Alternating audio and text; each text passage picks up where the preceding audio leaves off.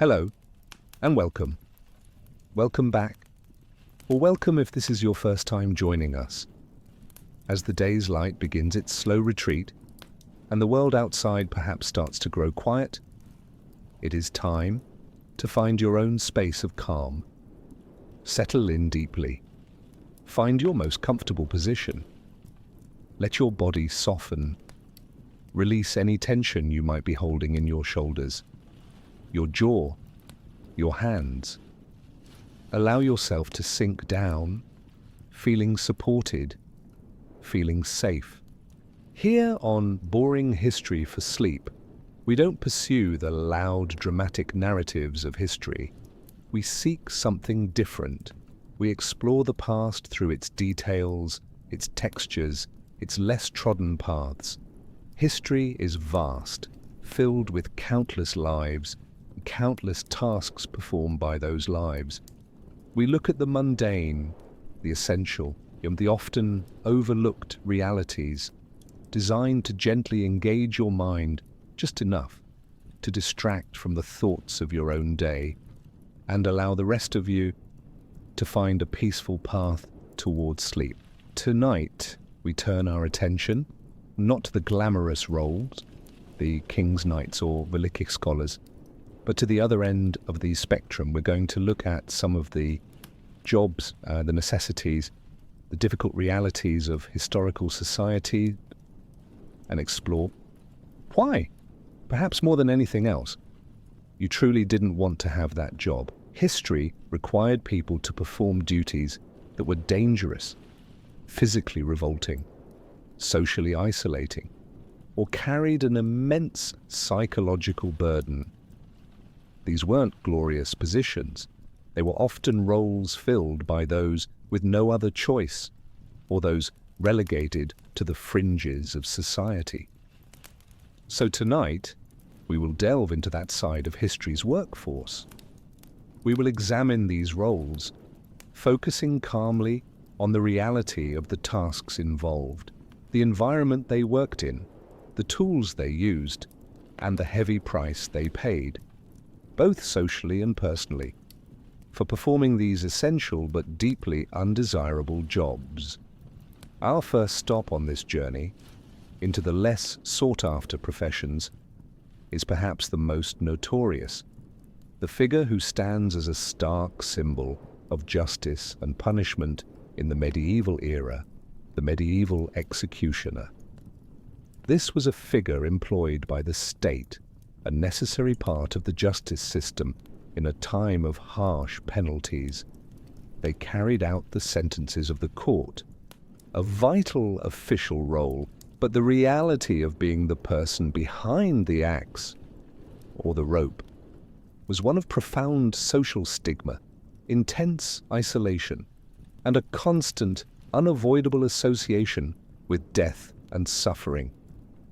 We will explore the grim details of their position, the tools of their trade, the different methods they were required to perform, the unpleasant tasks that often went hand in hand with the job, and the heavy psychological burden of a life spent dealing with the end of others' lives.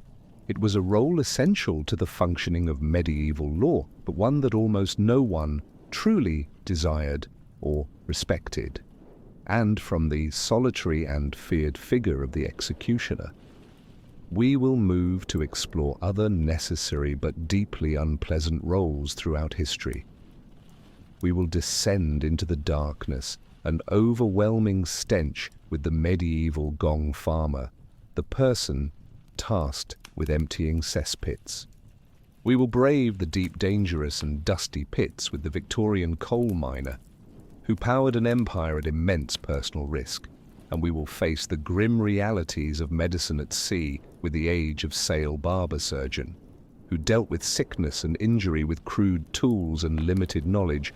Each of these roles, in their own way, represents a necessary but undesirable facet of historical life, a job that would challenge your physical comfort, your social standing, or your peace of mind in ways you are likely unprepared for. So, take another slow, gentle breath. Release any lingering tension. feel the comfort and safety of where you are now, and prepare to hear about lives lived differently. Lives defined by tasks most would shun, designed to gently guide you towards sleep. Let the sounds of the day fade, and the stories of history's undesirable jobs begin. We turn our attention now to a figure often seen in the background of historical accounts, a symbol of finality, the person who carried out the harshest sentences of medieval law, the executioner. This role was a necessary part of the justice system in towns and cities across medieval Europe. Societies needed a way to enforce their laws, to punish criminals, and to deter others through public spectacle. The executioner was the instrument of that justice, employed by the local authorities, a vital cog in the machinery of the state. But being the person who filled that role was far from any position you would envy or desire. It came with a set of realities, social, physical, and psychological, that made it, perhaps, one of the most difficult and isolating jobs in the medieval world. Let's explore what it truly meant to be the executioner, and why, more than likely, you absolutely did not want to be one. A life on the fringes, social position, and isolation. Perhaps the most immediate and pervasive reality of being a medieval executioner was their social position. Despite performing a job that was legally required and officially sanctioned, executioners were almost universally shunned and despised by the general population. They were seen as tainted, impure, associated directly with death, violence, and the suffering of others. Imagine living in a close-knit medieval town or city. Most people knew each other, interacted in markets, attended church together, participated in community life. But if you were the executioner, you were explicitly not a part of that community. You were an outsider kept at a distance, viewed with fear, suspicion, and contempt. People would avoid contact with you. In the market, others might move away as you approached. Merchants might refuse to trade with you directly, or use separate money dishes to avoid touching your hand. You likely wouldn't be welcome in taverns or at public celebrations, except perhaps in a limited official capacity where your presence would likely dampen the mood for others. Casual conversation, friendly visits, the simple neighborly interactions that made up medieval social life. These were largely denied to the executioner. Laws and customs often reinforced this isolation. Executioners were sometimes required to live outside the town walls in a house specifically designated for them, physically separated from the rest of the population. This was partly for the comfort of others who didn't want to live near them, and partly for the executioner's own safety, protecting them from the anger of the condemned's family or friends, or simply from a fearful and hostile mob. This enforced isolation was not just professional, it permeated every aspect of their life. Imagine the profound loneliness of being constantly shunned, the inability to form normal friendships or relationships within the community, the feeling of being an outcast, a necessary evil tolerated only because of the grim service you provided. This social stigma also extended to the executioner's family. Their wives and children were often marked by association. Children might struggle to find playmates or marry outside of executioner families. The profession sometimes became hereditary, partly out of necessity. The family shared in the isolation and the contempt of the community. This state of being perpetually on the fringes of society, viewed with fear and disgust by almost everyone, was a heavy burden, a constant psychological weight that came with the job, making it a life of profound and often enforced loneliness, a reality that would be incredibly difficult for a modern person to endure.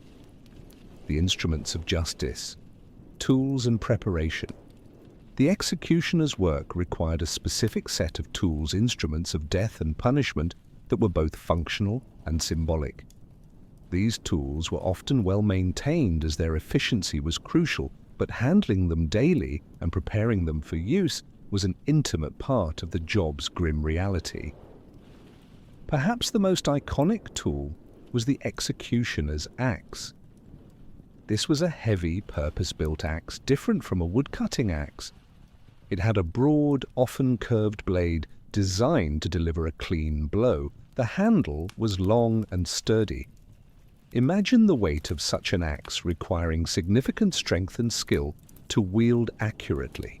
Feel the texture of the wooden handle, worn smooth or rough with use. Smell the metallic scent of the steel blade, perhaps mixed with the lingering odor of previous work. For executions of nobility, a sword was sometimes used for beheading, considered a more honorable death.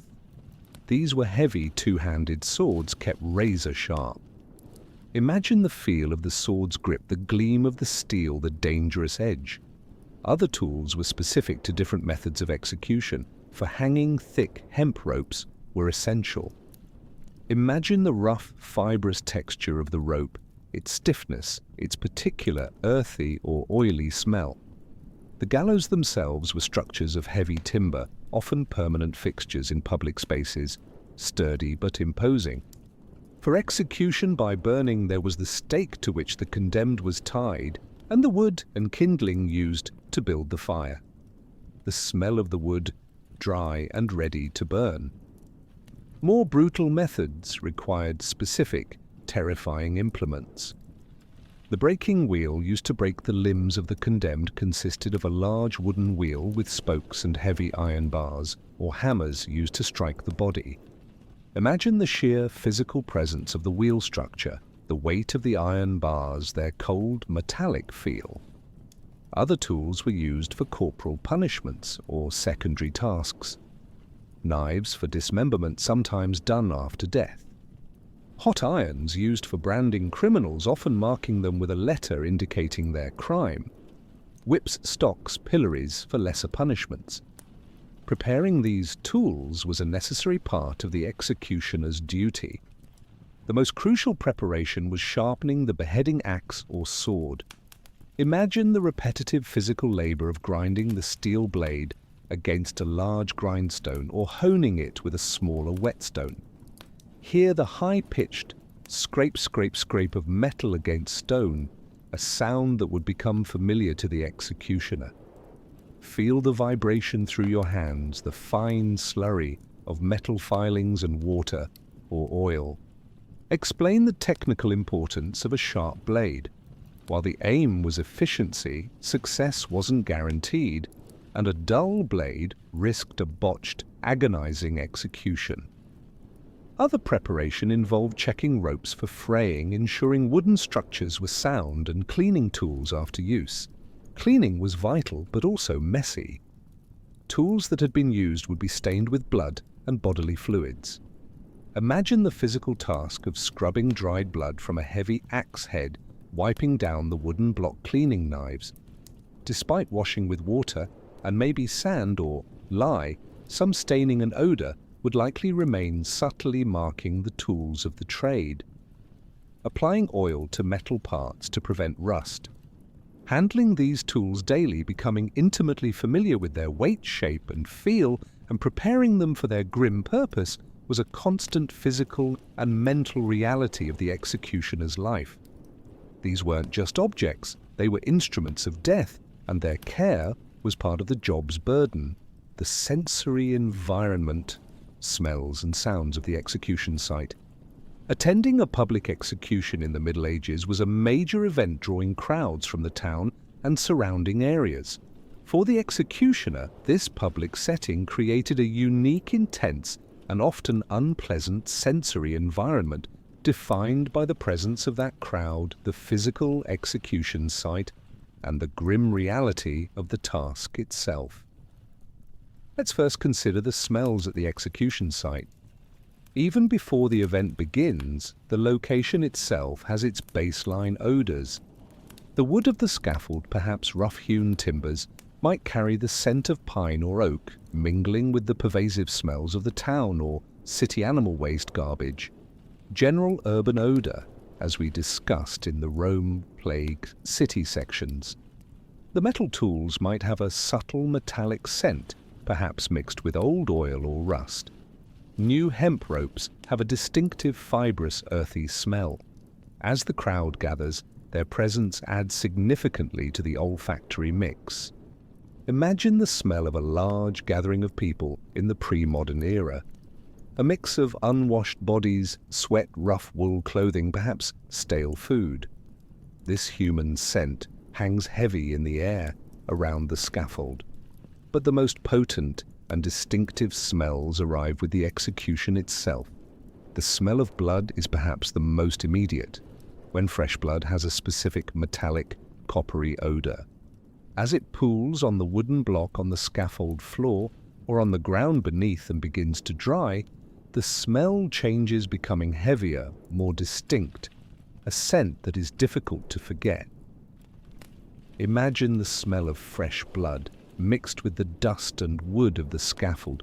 Other bodily fluids would also contribute to the odor depending on the method of execution. These smells combined with the blood create a pervasive biological scent associated directly with the act of taking a life. Specific execution methods added their own particular smells. Execution by burning or marking criminals with hot irons produced the sharp, acrid, deeply unpleasant smell of burning flesh and hair, mingled with the smoke of burning wood or fuel. This smell is intense and sickening. These smells of blood, bodily fluids, and burning would be most concentrated immediately around the scaffold, but depending on the wind, they could be carried some distance, making the execution site recognizable not just by sight, but by smell. And these smells could linger on the wood of the scaffold, on the block, and on the ground, creating a persistent faint odor that marked the location even days later. The smell would also cling stubbornly to the executioner's clothes and tools, a constant reminder of their work. Now let's consider the sounds. The soundscape of a public execution is intense and emotionally charged, yet for the executioner, it becomes a set of audio cues associated with the job. Before the execution, the dominant sound is the noise of the crowd, a constant murmur of voices, people shifting, shuffling, talking, craning for a better view. It's a low roar of human presence punctuated by individual shouts, coughs, or comments. As the condemned person is brought forward and the final preparations are made, the crowd noise might shift, perhaps a rise in volume, or conversely, a tense quieting. Then, as the key moment approaches, there is often a palpable change in the soundscape. The crowd falls silent. A sudden, heavy, expectant silence that is almost more unnerving than the noise. In this silence, smaller sounds become amplified, the footsteps on the wooden scaffold creaking heavy, the rustle of clothing, the heavy breathing of those on the platform. The sounds of the tools are crucial and distinct. For beheading by axe, hear the whoosh of the heavy axe head as the executioner swings it through the air, a sound that signals the impending impact.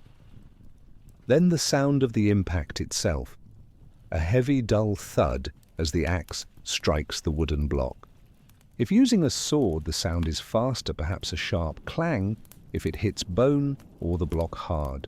For hanging, hear the sound of the rope fibers tightening the creak of the gallows structure as weight is applied, the final snap or jolt described purely as physical sounds. For methods like the breaking wheel, hear the mechanical sounds of the wheel turning, the creak of wood, and the sound of the iron bars striking the body. Describe this as a physical impact.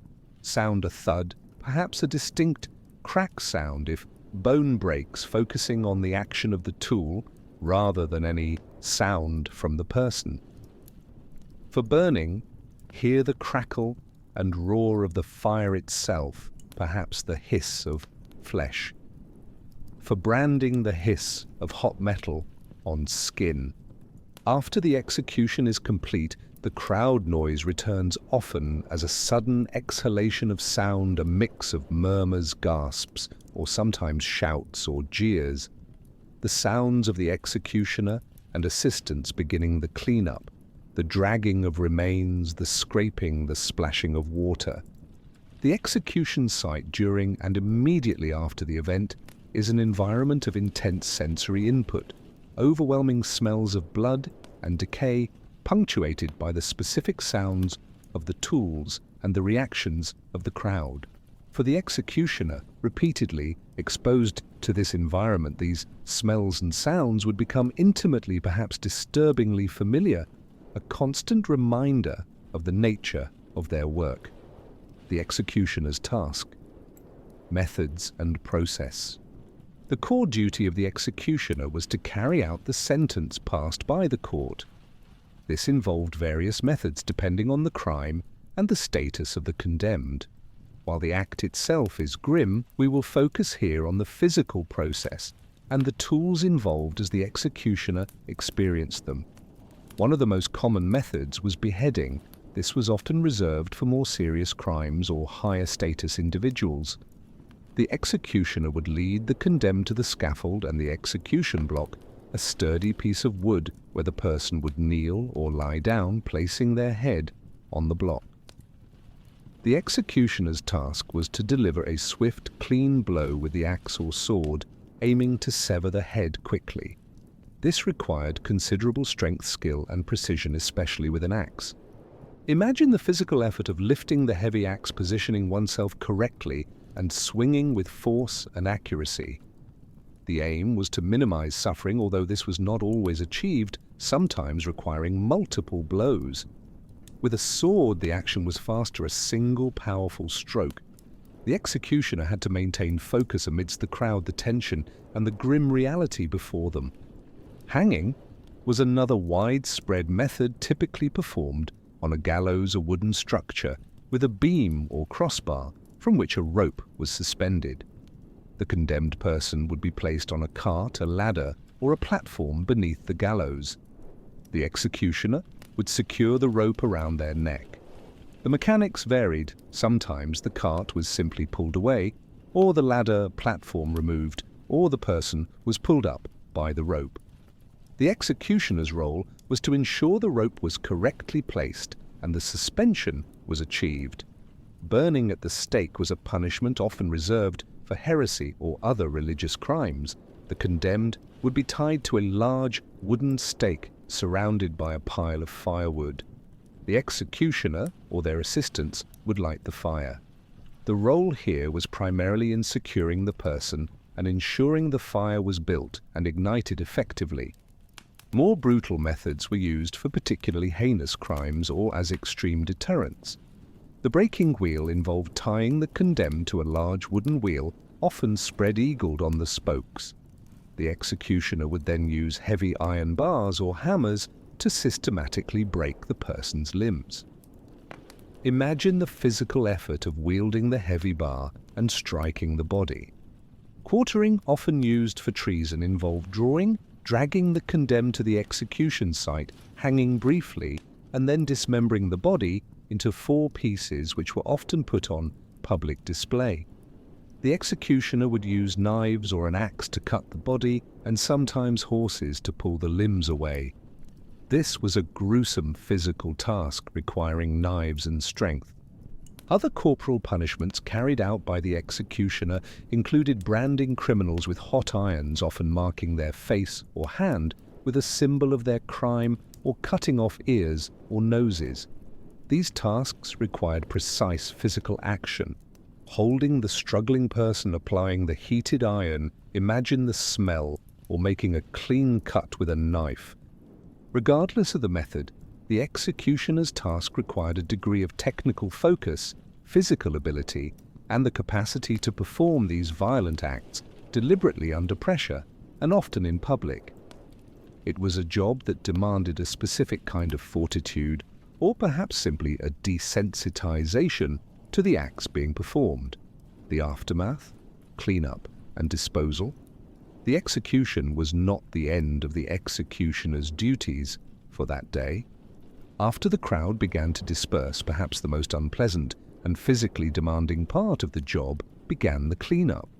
Execution sites, especially after beheadings or methods involving significant physical trauma, were messy places. There would be blood pooling on the scaffold, soaking into the wood, staining the ground beneath. Bodily fluids and sometimes severed limbs or a torso would be present.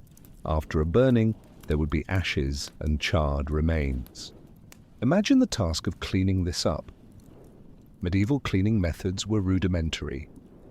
The executioner, and perhaps assistants, would use rough rags, straw, buckets of water, which was often not clean itself, perhaps from a nearby ditch or well, to try and wipe away the blood and fluids. The physical scrubbing required to remove stains from porous wood or stone. Despite best efforts, some staining would likely remain, and the persistent smell of blood and decay would linger, particularly on the wooden scaffold and block. The tools of the trade also needed cleaning. Axes, swords, and knives would be stained with blood and tissue. Imagine scraping and washing the blades and handles, trying to remove all residue.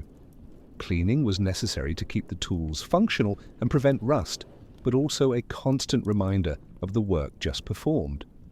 The remains of the condemned also had to be dealt with. In some cases, the body was given to the family, though sometimes only after payment of a fee.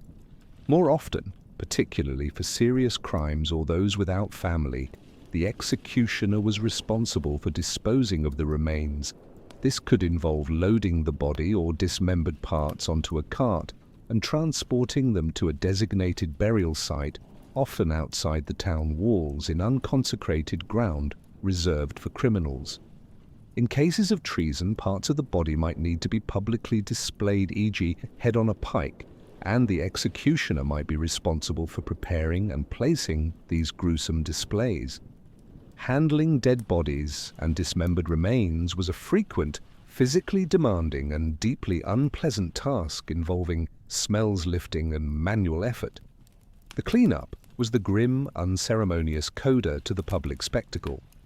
It was dirty, physically taxing, and required handling death and decay directly away from the eyes of the cheering or jeering crowd, but still a fundamental part of the executioner's job. Beyond the scaffold, other despised tasks. The executioner's duties often extended beyond carrying out official sentences. Due to their unique position on the fringes of society, they were frequently tasked with performing other necessary but despised jobs that no one else wanted to do. One of the most common additional roles was collecting and disposing of dead bodies. This included the bodies of executed criminals, suicides, or people who died without family to claim them. During times of plague or epidemic, the executioner might be called upon to help collect and transport the bodies of the victims, a particularly dangerous and physically unpleasant task involving exposure to disease and the grim reality of mass death. Imagine the smell and the physical effort of handling decomposing bodies, often in large numbers. Executioners were also sometimes responsible for disposing of the carcasses of large animals that died in public spaces such as horses or livestock. Removing these heavy, often rotting animal bodies was another physically demanding and foul-smelling task. Perhaps the most grim additional duty was acting as the official torturer. In medieval legal systems, torture was often used to extract confessions or information from suspects. The executioner, already associated with inflicting physical pain and having knowledge of the body, was seen as the logical person to perform this task. This involved operating various torture devices. Imagine the torture chamber, often in a prison basement, dark and damp. Picture the tools: the rack, a frame with ropes and pulleys to stretch the body.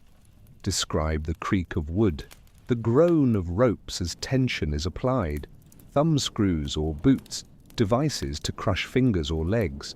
Describe the sound of the screw turning the wood or metal, pressing the strappado, suspending a person by their wrists, sometimes with weights. Describe the sound of the rope and pulley. The executioner's role was to operate these machines, applying physical pressure as directed, often over long periods.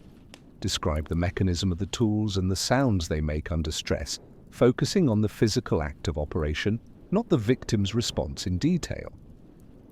Other tasks involved marking criminals, as mentioned earlier, using hot irons for branding. Imagine the sizzle and smell of burning flesh, briefly and clinically, or cutting off ears or noses with a knife. Sometimes executioners participated in enforcing order in markets or public spaces, administering lesser corporal punishments like whipping or putting people in the stocks or pillory. These additional duties meant that the executioner's work was not confined to the relatively infrequent moments of public execution. They were regularly engaged in tasks involving death, decay, pain, and physical unpleasantness, further solidifying their association with the grim underbelly of medieval life and reinforcing their isolation from mainstream society, the price paid, income and living conditions. Despite the social stigma and the unpleasant nature of their work, the executioner's role was necessary, and they were typically compensated for their services by the local authorities.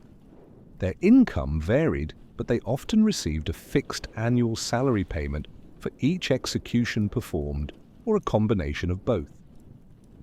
Executioners were sometimes also granted certain traditional perks that added to their income or subsistence. This might include the right to keep the clothes and personal belongings of the condemned, excluding certain items, a small plot of land outside the town walls, or even certain rights in the marketplace, like collecting small fees or taking unwanted scraps. While this income might be sufficient to live on, it came at the high price of social acceptance. As we've discussed, their living conditions often reflected their outcast status. They were typically housed on the very edge of town or city, sometimes in a house designated for the executioner's family for generations. These homes were often simple, utilitarian, designed to serve their basic needs, but not integrated into the community streetscape. Life outside of work was profoundly marked by the lack of social interaction. An executioner had few friends among the general populace. They weren't invited to neighbors' homes, weren't part of social gatherings or guilds. Their closest interactions outside of family might be with officials, judges, jailers, or perhaps with other marginal figures. This created a life of deep loneliness, a constant awareness of being unwanted and feared. The executioner's compensation, while sometimes adequate financially, could not buy them entry into the society they served. They lived a life of enforced isolation, the direct consequence of their profession. The weight on the soul, psychological burden. Perhaps the most profound and difficult aspect of being a medieval executioner was the psychological burden of the job. Beyond the physical unpleasantness and social isolation, the constant exposure to death, suffering, and violence took a significant toll on the executioner's mental and emotional state. Imagine the psychological weight of knowing that your job is to end a human life or to inflict severe physical pain. Even if they believed the condemned person was guilty and the sentence, just the act itself, is a heavy one. Performing these acts, regularly witnessing suffering and death firsthand, would likely require a process of emotional hardening or desensitization, but complete detachment might be impossible. Executioners faced individuals who were often terrified, pleading, or defiant. They saw their reactions up close. They dealt with families and friends who grieved or cursed them. This constant exposure to the rawest forms of human fear, pain, and sorrow would be incredibly taxing. The social isolation deepened this burden. With no one in mainstream society willing to truly connect with them, the executioner had few outlets to process their experiences, their feelings about the job, or the horrors they witnessed and performed. They were left largely alone with their thoughts and the memories of their work. Imagine the feeling of being constantly feared and hated by the very people you served. Every glance might seem to carry judgment or revulsion. This external negativity could easily internalize, leading to feelings of guilt, shame, or self-loathing, regardless of whether they believed in the justice of the system. Sleep might be troubled by nightmares. Waking hours might be filled with anxiety, intrusive thoughts, or the struggle to maintain a semblance of normalcy in the face of their grim reality.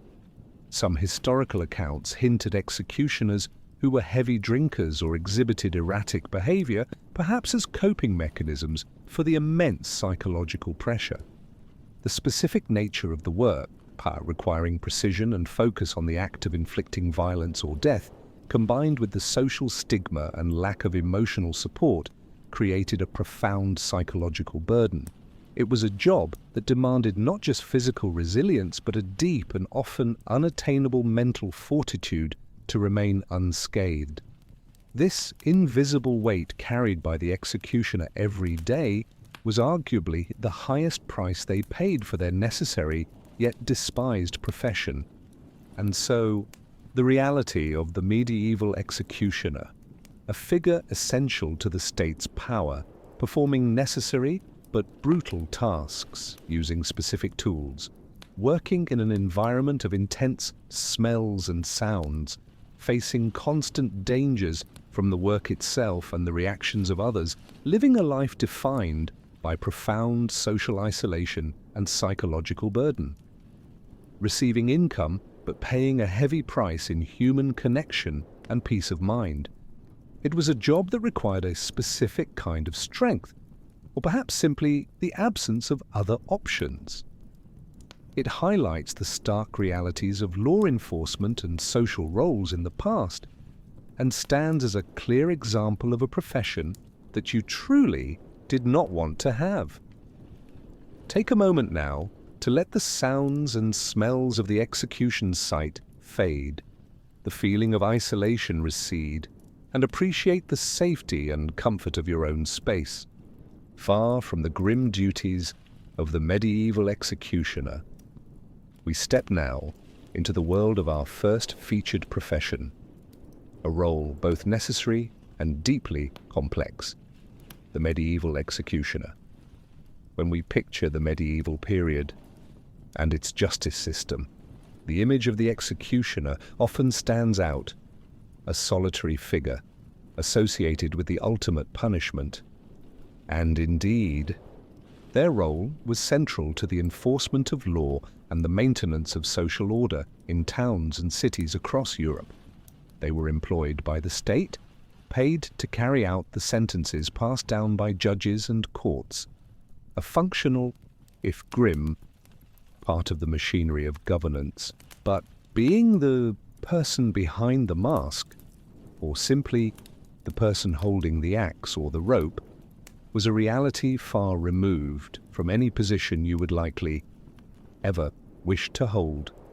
It wasn't just the act itself, but the life that came with it, like the way society viewed you, the other duties you performed, and the profound toll it took on the mind and spirit. Let's explore the many reasons why you really did not want to be a medieval executioner, a life on the fringes, social position and isolation. Perhaps the most pervasive and defining aspect of the executioner's life was their social isolation. Despite performing a job that was legally required and officially sanctioned by the highest authorities, executioners were almost universally shunned, feared, and despised by the general population. They occupied a unique and unenviable position on the very fringes of medieval society. Imagine living in a medieval town. It was often lived publicly in close proximity to neighbors, markets, churches, festivals, communal tasks. These were the fabric of social interaction. But for the executioner, participation in this fabric was severely limited or outright denied. You were seen as tainted, impure, associated directly with death, suffering, and violence. This association was not just professional, it was seen as attaching to the person themselves. People would actively avoid contact with you. In the bustling marketplace, if you approached a stall, Other customers might move away. Merchants might be reluctant to serve you or perhaps use a separate dish or surface for handling your money, unwilling to touch your hand directly. Simple acts of neighborly kindness, casual conversation over the garden fence, shared meals, these were likely non-existent. Your presence was often unwelcome, a source of unease or outright hostility. Laws and customs often formalized this exclusion. In many places, executioners were required to live outside the main city walls in a specific house or area designated for them and their family. This physical separation reinforced the social and symbolic boundary between the executioner and the clean members of society. Their house might be located near the gallows or execution ground, further solidifying their association with death and making their home a place most people would actively avoid passing. This enforced isolation wasn't just inconvenient, it created a life of profound loneliness. Imagine the emotional weight of being constantly viewed with fear, suspicion, or outright contempt by almost everyone you encountered outside your own home. The inability to form normal friendships, to participate fully in community rituals, to simply blend in. You were always visible, always marked by your profession. The stigma extended tragically to the executioner's family. Their wives and children shared in the isolation and the social contempt. Children might struggle to attend school alongside other children, find playmates, or later find spouses outside of other families in similarly despised professions such as body collectors or gong farmers. This social inheritance meant the isolation could span generations, with the profession sometimes becoming hereditary, partly because finding willing outsiders was so difficult. This state of being a necessary outcast, perpetually on the fringes, feared but despised and profoundly lonely, was a fundamental reality of the executioner's life, a heavy price paid for their grim service, and certainly a primary reason why this job was universally undesirable. The instruments of justice, tools and preparation. The executioner's work required a specific array of tools, instruments directly involved in the infliction of punishment and death. Becoming intimately familiar with these objects, handling them daily, and preparing them for their grim purpose was a constant, tangible part of the job's reality. Perhaps the most iconic tool was the executioner's axe. This wasn't just any axe, it was a heavy, purpose-built weapon designed for beheading. It typically had a very broad, heavy head, often with a straight or slightly curved edge, fitted onto a sturdy wooden handle long enough to allow a powerful swing. Imagine the sheer physical presence of such an axe, its weight requiring considerable strength to lift and control accurately. Feel the texture of the wooden handle, perhaps worn smooth by previous hands, or rough-hewn and unrefined. Smell the subtle metallic scent of the steel blade, a clean, sharp smell often mixed with the less clean, lingering odors that might cling to it from past use, hinting at the messy nature of the job. For executions of nobility, sometimes a sword was used for beheading, considered a more honorable method. These were heavy, two-handed swords kept exceptionally sharp.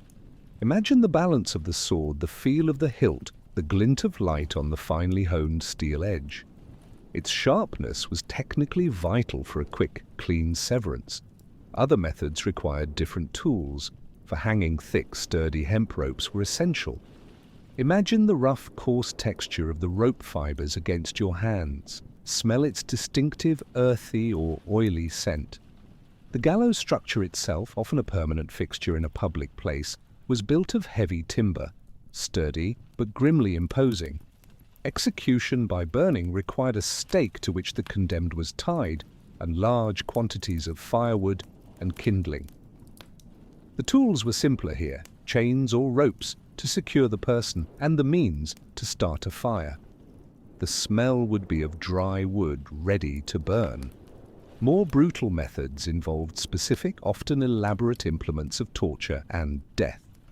The breaking wheel used to systematically break a person's bones consisted of a large wooden wheel or cross, often with spokes, and heavy iron bars or hammers. Imagine the weight and feel of the iron bars, their cold metallic surface. The physical presence of the wheel structure itself. Tools for corporal punishments or secondary tasks included sharp knives for dismemberment, sometimes performed after death, and metal irons shaped into letters or symbols used for branding, which were heated in a fire until glowing hot. Preparing these tools was a fundamental part of the executioner's duty, ensuring they were in working order. The most critical preparation, particularly for beheading, was the sharpening of the axe or sword. Imagine the repetitive, monotonous physical labor of grinding the heavy steel blade against a large, stationary grindstone, or carefully honing the edge with a smaller whetstone, perhaps using water or oil as lubricant. Hear the high-pitched, consistent scrape, scrape, scrape of metal against stone, a sound that would become deeply ingrained in the executioner's auditory memory. Feel the vibration transferring through your hands, the subtle changes in the sound, indicating how the edge was developing. Explain the technical importance. A truly sharp blade was aimed for, intended to achieve a swift death, though a clean execution was not always guaranteed, and failure meant repeated, agonizing blows. Other preparation involved inspecting ropes for fraying, checking wooden structures for soundness, and cleaning tools after previous use. Cleaning was often a dirty and unpleasant task involving blood and bodily fluids, and was essential to maintain the tools and prevent rust, though completely removing stains and smells from porous materials like wood was likely impossible. Handling these tools daily, becoming intimately familiar with their physical properties, their weight, their feel, and preparing them for their grim purpose was a constant, tangible reality of the executioner's life. These were not abstract objects, they were instruments of death, and their care was a necessary hands-on part of the job's burden. The sensory environment, smells and sounds of the execution site. A public execution in the Middle Ages was a significant, often theatrical event that drew large crowds. For the executioner, being the central figure in this spectacle, meant operating within an incredibly intense and often unpleasant sensory environment defined by the crowd, the execution site, and the physical realities of the act. Let's focus first on the smells that would permeate the air at the execution site. Even before anyone condemned arrives, the location itself, often a permanent public space, would have its own baseline odors. The wood of the scaffold, the rough timbers and planks might have a faint scent of wood, perhaps mixed with the persistent smells of a pre-modern public area. Dust animal waste from horses pulling carts or people riding general urban grime. The metal tools might carry a subtle, metallic tang, possibly mixed with oil, or the faint, lingering odor of past use. As the crowd gathers, their collective presence adds significantly to the olfactory environment. Imagine the smell of hundreds, perhaps thousands of people packed together, a mix of unwashed bodies, sweat especially in warm weather or due to excitement, fear, rough woolen clothing, perhaps the smells of stale food or drink. This dense human odor hangs heavy in the air around the scaffold, but the most potent and distinctive smells arrive when the execution begins and is completed. The smell of blood is perhaps the most immediate and recognizable. Fresh blood has a specific metallic coppery odor. As it spills onto the wooden block onto the scaffold floor or seeps into the ground beneath, and as it begins to dry and clot, the smell changes, becoming heavier, more distinct, a persistent, animalistic scent that is difficult to forget. Imagine the smell of fresh blood mingling with the dust and wood of the scaffold in the open air. Depending on the method, other bodily fluids would also contribute to the overall odor. These biological smells, combined with the blood, create a pervasive, visceral scent that is directly associated with the act of taking a life and causing physical trauma. Specific execution methods added their own, often horrific, particular smells. Execution by burning or the use of hot irons for branding produced the sharp, acrid, deeply sickening smell of burning flesh and hair, mingling intensely with the smoke of burning wood or fuel. This smell is incredibly potent and disturbing. These smells of blood-body fluids and burning, when applicable, would be most concentrated immediately around the scaffold and the executioner, but the wind could carry them some distance, making the execution site recognizable not only by sight, but by smell to people nearby. And these smells could linger long after the event, soaking into the porous wood of the scaffold and block, staining the ground, leaving a faint but persistent odor that marked the location even days later. The smell would also cling stubbornly to the executioner's clothing, skin and tools, a constant personal reminder of the nature of their work. Now let's shift our attention to the sounds. The soundscape of a public execution is emotionally charged and dramatic, yet for the executioner, these sounds become cues and part of the expected reality of their workplace. Before the execution begins, the dominant sound is the noise of the assembled crowd. It's a constant murmur, a low roar of human presence punctuated by individual sounds. People talking, coughing, shuffling their feet, shifting for a better view, perhaps grumbling or shouting comments. It's a pervasive background of human noise. As the condemned person is brought forward, the sounds might change. The crowd's murmur might grow louder with anticipation, or, conversely, a wave of tense silence might begin to spread. Then, as the crucial moment approaches, a profound shift occurs. The crowd often falls silent. An abrupt, heavy, expectant quietness descends, which can be more impactful and unnerving than the previous noise. In this silence, smaller sounds become amplified: the footsteps on the wooden scaffold, heavy, perhaps creaking, the rustle of clothing, the heavy breathing of those on the platform. The sounds directly related to the executioner's actions and tools are central to this moment. For beheading by axe, listen for the distinctive whoosh of the heavy axe head as the executioner raises it and brings it down through the air, a sound that signals the swift descent. Then the sound of the impact itself, a heavy, dull thud as the axe strikes the wooden block. If a sword is used, the sound is different, perhaps a faster swish and a sharper impact sound. For hanging, hear the sound of the thick hemp rope tightening the fibers, grinding, the creak of the wooden gallows structure as weight is applied. For methods like the breaking wheel, hear the mechanical sounds of the wheel turning, the creak of the wood, and the sound of the iron bars striking the body. Describe this as a purely physical impact, sound like metal on bone or flesh, a thud or a crack, focusing on the action of the tool and the structure rather than the human response. For burning, hear the crackle and roar of the fire as it consumes the wood, perhaps the hiss of flesh against flames. For branding, the distinct sharp sizzle and hiss of hot metal on skin. After the execution is complete, the silence is broken, often abruptly, as the crowd lets out a collective sound. Gasps, murmurs, shouts, sometimes cheers, sometimes jeers. Then the sounds of the aftermath begin.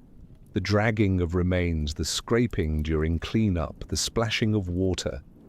The execution site during and immediately after the event is an environment of intense and specific sensory input. The overwhelming smells of blood decay and sometimes burning combine with the charged sounds of the crowd, the distinct noises of the tools, and moments of profound, tense silence. For the executioner repeatedly exposed to this environment, these smells and sounds would become deeply ingrained, perhaps disturbingly familiar, a constant sensory marker of their profession and its grim duties. The executioner's task, methods and process. The primary function of the executioner was to carry out the sentence of the court, a task that involved different methods depending on the crime and the legal traditions of the region. We will focus here on the physical process involved and the use of the tools as experienced by the executioner, rather than dwelling on the suffering of the condemned. One of the most recognizable methods was beheading. This was often performed for serious crimes, particularly treason, or for individuals of higher social status, considered a more honorable way to die quickly. The executioner would lead the condemned person to the scaffold, and the execution block, a heavy, sturdy piece of wood where the individual would kneel or lie down, positioning their neck on the block's surface. The executioner's role was to deliver a swift, powerful, and accurate blow with the axe, aiming to sever the head cleanly with a single stroke. This required considerable physical strength, skill, and coordination, especially with the heavy axe. Imagine the physical effort of raising the axe high, controlling its descent, and striking the specific point on the neck with force.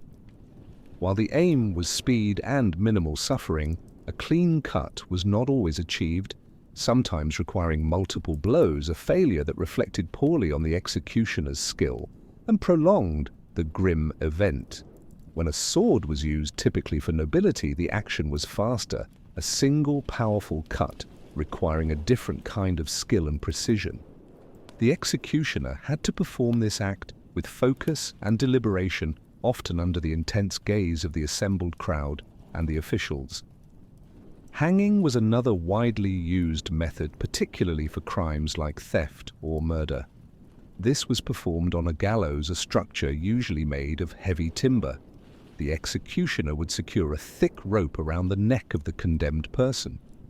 The method of suspension varied. Sometimes the person was placed on a cart, which was then pulled away from beneath them, or they were lifted up by the rope, or stood on a platform or ladder that was then removed.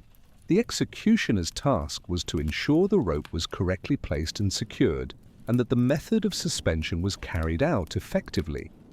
Death by hanging was often a slower process than beheading. Burning at the stake was a punishment frequently used for heresy, witchcraft, or other religious crimes. The condemned person would be tied to a large wooden stake and a pile of firewood built around them. The executioner or their assistants would then ignite the fire. The executioner's role here was primarily in securing the individual to the stake and ensuring the fire was built and lit effectively to carry out the sentence. More brutal methods were employed for the most heinous crimes or as extreme forms of public deterrence. The breaking wheel involved securing the condemned person to a large wooden wheel or cross, often spread-eagled across the spokes. The executioner would then use heavy iron bars or hammers to systematically break the bones in the person's limbs and body. Imagine the physical effort required to wield the heavy iron bar and strike the body repeatedly. Quartering a punishment for treason was a particularly gruesome process, sometimes performed after the condemned had been drawn, dragged to the site, and briefly hanged. It involved dismembering the body into 4 parts. The executioner would use knives or an axe to cut the body, and sometimes ropes attached to horses to pull the limbs away. This was a physically demanding and profoundly unpleasant task involving direct handling and dismemberment of human remains. Other corporal punishments were also often carried out by the executioner. This included branding criminals with hot irons. Imagine holding the hot iron heated in a nearby fire and pressing it onto the person's skin, leaving a permanent mark. The smell of burning flesh would accompany this act, described briefly and clinically. Cutting off ears or noses with a sharp knife was another disfiguring punishment sometimes performed. These tasks required physical control over the individual and precise, deliberate actions with sharp or hot implements. Regardless of the specific method, the executioner's task required a degree of physical strength, technical skill in handling the tools, and the ability to perform these violent acts deliberately and calmly, often in public and under pressure. It demanded a specific kind of fortitude, or perhaps a necessary degree of emotional detachment or desensitization to the suffering they were required to inflict and witness. The aftermath, cleanup and disposal. The execution itself, while the most public part of the role, was not the end of the executioner's work for that event. Once the crowd began to disperse, the grim and often physically demanding task of cleaning up the execution site began. Execution sites, particularly after beheadings or methods involving significant physical trauma, were messy. Blood would pool on the wooden scaffold, soak into the porous timber, and drip onto the ground below, staining the earth or stone. Depending on the method, bodily fluids and sometimes severed limbs or a torso would be present. After a burning, there would be ashes and charred remains. Imagine the task of cleaning this scene. Medieval cleaning methods were basic and inefficient compared to today. The executioner, sometimes with assistants, would use rough rags, brooms made of twigs or straw, and buckets of water to try and wash away the blood and fluids. The water used was often not clean itself, perhaps drawn from a nearby ditch, river, or well. The process involved physical scrubbing and wiping, trying to remove stains from the rough wooden or stone surfaces. Despite these efforts, it was often impossible to remove all traces, and staining would remain particularly on the wooden block and scaffold, leaving visual reminders of past executions. The tools of the trade also required cleaning. Axes, swords, knives, and other implements would be stained with blood and tissue. Imagine the physical act of scraping, washing, and wiping these tools, trying to remove all organic residue. Cleaning was necessary to maintain the tools, prevent rust, and ensure they were ready for the next use, but it was also a constant hands-on engagement with the physical remnants of their work. Oiling metal parts afterwards helped prevent rust, adding another layer of smell. Oil and metal mixed with the lingering scent of blood. The remains of the condemned also had to be dealt with. While sometimes the body was released to the family for burial, sometimes for a fee, often the executioner was responsible for the final disposal. This could involve gathering the body or dismembered parts and transporting them, often in a simple cart, to a designated burial site. This site was typically outside the town or city walls, in unconsecrated ground reserved for criminal suicides and other outcasts. Imagine the physical task of lifting and moving a dead body, perhaps dismembered, onto a cart and transporting it through the streets, usually at night or dawn, to avoid public view, to a lonely burial spot. In cases of severe crimes like treason, parts of the body such as the head or limbs might be required for public display as a deterrent. The executioner might be responsible for preparing these parts and placing them on public display, for example, mounting a head on a pike on the city gates. This was another grim, physically involved task, requiring handling the remains and working in a public prominent location to set up the display. The clean-up and disposal were essential, albeit deeply unpleasant parts of the executioner's role. They were physically demanding, involved direct interaction with death and decay, and ensured that the consequences of the execution were managed according to the law even after the public spectacle had ended. It was a stark, unglamorous reality that contrasted sharply with the symbolic nature of their public act. Beyond the scaffold, other despised tasks. The executioner's duties often extended beyond simply carrying out official sentences. Due to their unique and marginalized position in society, they were frequently called upon or legally required to perform other necessary but deeply unpleasant and despised tasks that were considered too unclean or undesirable for ordinary citizens. One of the most common additional roles was the collection and disposal of dead bodies that were not claimed by family or were specifically designated for their handling. This included the bodies of criminal suicides or paupers who died alone. During times of widespread disease such as plague epidemics, the executioner and their assistants were often among the grim figures tasked with collecting and transporting the bodies of the dead from houses and streets to mass graves. Imagine the physical effort involved in lifting and carrying dead bodies, sometimes in large numbers, often in various states of decomposition, dealing with the smell of decay on a large scale. This work was physically taxing, emotionally draining, and carried a high risk of exposure to disease. Executioners were also sometimes responsible for the disposal of dead animals, particularly large ones like horses or livestock, that died in public places. Removing these heavy, often rotting animal carcasses from streets or squares was another physically demanding and foul-smelling task that reinforced their association with decay and waste. Perhaps the most notorious additional duty was acting as the official torturer. In medieval legal systems, torture was often employed to extract confessions, obtain evidence, or gather information from suspects, particularly in cases of serious crimes like treason or heresy. The executioner, already associated with inflicting physical pain and having knowledge of the human body, albeit in a brutal context, was often seen as the appropriate person to operate the various torture devices sanctioned by the courts. This involved using specialized tools designed to inflict pain. Imagine the torture chamber, often located in a dark, damp basement of a prison or castle. Picture the instruments, the rack, a wooden frame with ropes and pulleys used to stretch the victim's body. Describe the creaking sound of the wood, the groaning of the ropes and pulleys as tension is applied.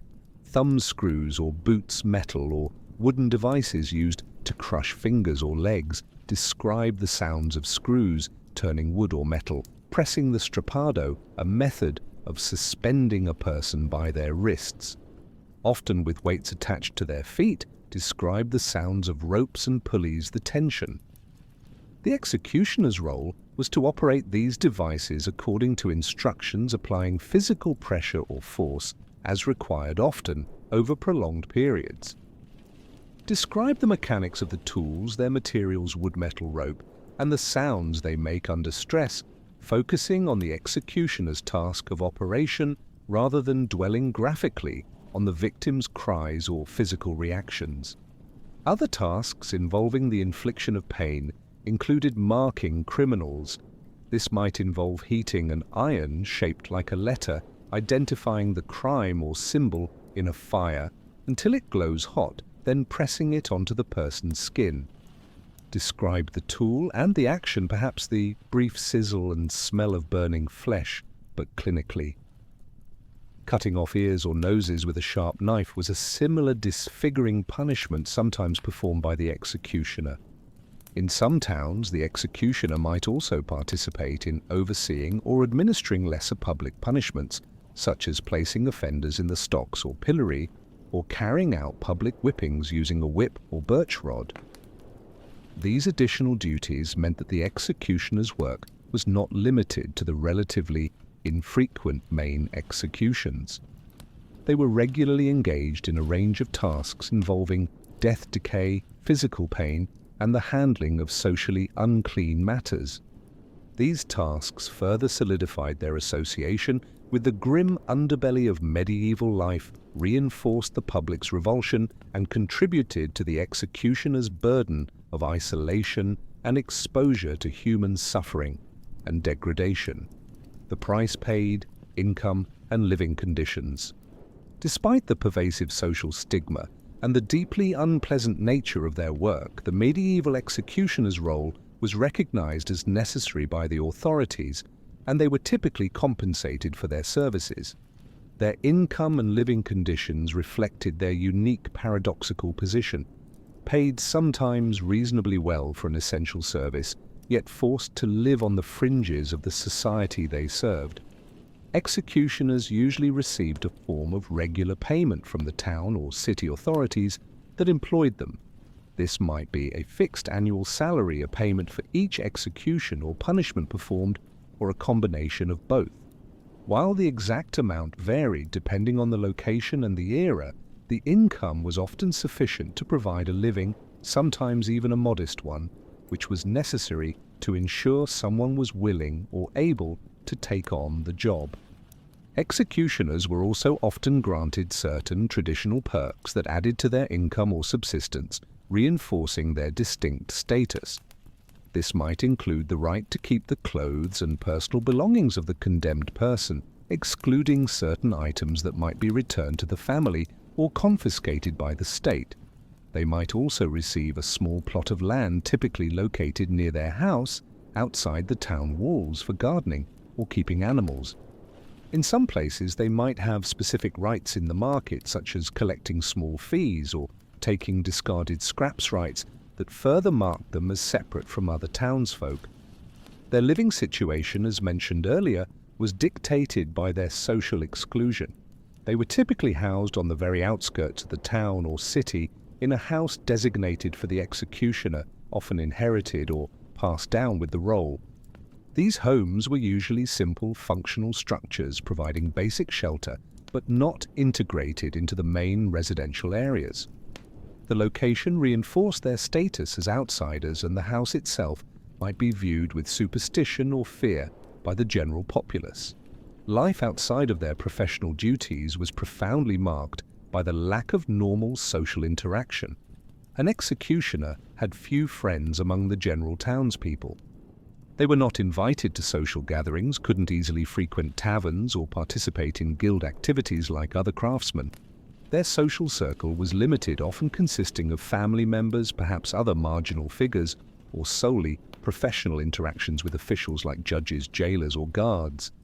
This created a life of deep loneliness, a constant awareness of being unwanted, feared, and excluded by the very people they lived among and served. The executioner's compensation, while providing material means, could not buy them acceptance or belonging within the society whose laws they upheld.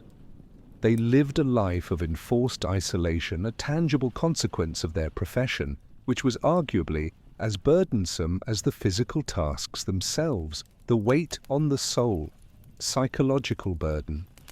Perhaps the most profound and challenging aspect of being a medieval executioner, extending beyond the physical unpleasantness and social isolation, was the significant psychological burden.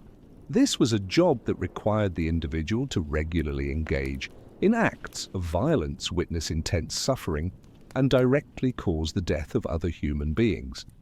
This constant exposure took a significant toll on their mental and emotional state.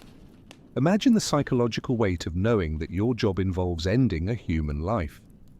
Even if the executioner believed the condemned person was guilty and the sentence just according to the laws of the time, the act of deliberately taking a life or inflicting severe pain is a heavy one. Performing these acts repeatedly as a matter of routine duty would undoubtedly require a significant degree of emotional hardening, desensitization, or detachment. However, maintaining complete emotional detachment might be impossible for many. Executioners faced individuals in their final moments, people who were often terrified, pleading, resigned, or defiant. They witnessed intense human fear, despair, and physical suffering up close. They dealt with the raw grief and anger of the condemned person's family and friends, who often cursed and reviled the executioner.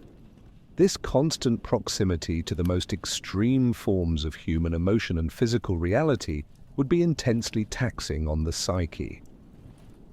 The profound social isolation experienced by the executioner deepened this psychological burden, with very few people in mainstream society willing to form genuine connections with them. The executioner had limited avenues to process their experiences, their feelings about the grim nature of their work, or the traumatic scenes they witnessed and were a part of. They were largely left alone with their thoughts, their memories of the executions and punishments, and the weight of their unique role. This isolation could lead to feelings of profound loneliness, guilt, shame, or a skewed perception of themselves and the world. Imagine the mental strain of being constantly feared and hated. Every interaction, every glance from others might be perceived through the lens of that fear and revulsion. This perpetual external negativity could easily wear down the individual, leading to internalized feelings of worthlessness, self-loathing, or deep anxiety, regardless of their personal character, or whether they believed they were simply doing their duty. Sleep might be troubled by nightmares or intrusive thoughts of the day's events. Waking hours could be marked by anxiety, depression, irritability, or perhaps erratic behavior as coping mechanisms. Some historical accounts or folklore suggest executioners might have been prone to heavy drinking or other forms of escapism, perhaps as a way to numb themselves to the psychological pressure and the weight of their experiences. The unique combination of performing acts of violence and death as a routine job, coupled with the intense social stigma, the lack of emotional support, and the constant exposure to suffering and degradation through executions, torture, and handling dead bodies created a profound and often overwhelming psychological burden. It was a job that demanded not just physical resilience, but a deep and perhaps ultimately unattainable mental fortitude to remain psychologically intact. This unseen weight carried by the executioner every day was arguably the heaviest price they paid for their essential, yet universally despised profession. And so, in the reality of being a medieval executioner, a job essential to the functioning of law and order, performing necessary but often brutal tasks, using specific, grim tools, working in an environment of intense and unpleasant smells and sounds, facing dangers from the work itself and the reactions of others, but perhaps most significantly, living a life defined by profound social isolation, constant exposure to death and suffering, and a heavy, inescapable psychological burden. It was a profession that required a specific kind of individual, or perhaps simply someone with no other viable options. It starkly illustrates the harsh realities of legal enforcement and the complex, often grim roles that existed in medieval society, and stands as a clear and compelling example of a profession that you truly did not want to have. Take a moment now to let the sounds and smells of the execution site fade from your mind. Let the feeling of isolation recede and appreciate the quiet safety and connection available to you. Far from the grim duties and heavy burden of the medieval executioner, we leave behind the figure of the executioner and the heavy social and psychological burden that came with that role. We step away from the execution scaffold, the specific smells and sounds of that grim work, and the profound loneliness of that life. But our journey through undesirable historical jobs is not over. Many necessary tasks in the past were difficult and dangerous, not because they involved the law and death directly, but because they involved the fundamental realities of human life, at its least pleasant. Now we will delve into a job that was perhaps physically the most revolting, the most fundamentally unpleasant. A job directly concerned with the waste that urban life produced. Let us move to the medieval city as darkness falls and join the ranks of those who worked only at night in the deepest, dirtiest, most foul-smelling corners of the urban landscape. Part 2. The Medieval Gong Farmer. Why you didn't want to be. 1. We find ourselves now, not on the scaffold, but in the narrow, winding streets of a medieval town or city after sunset. As we've touched on in previous journeys, medieval cities were often crowded, lacking modern sanitation. Waste disposal was a constant problem. People used chamber pots or small outhouses. But where did all that waste go? It collected in cesspits, deep holes dug into the ground, beneath houses or in courtyards.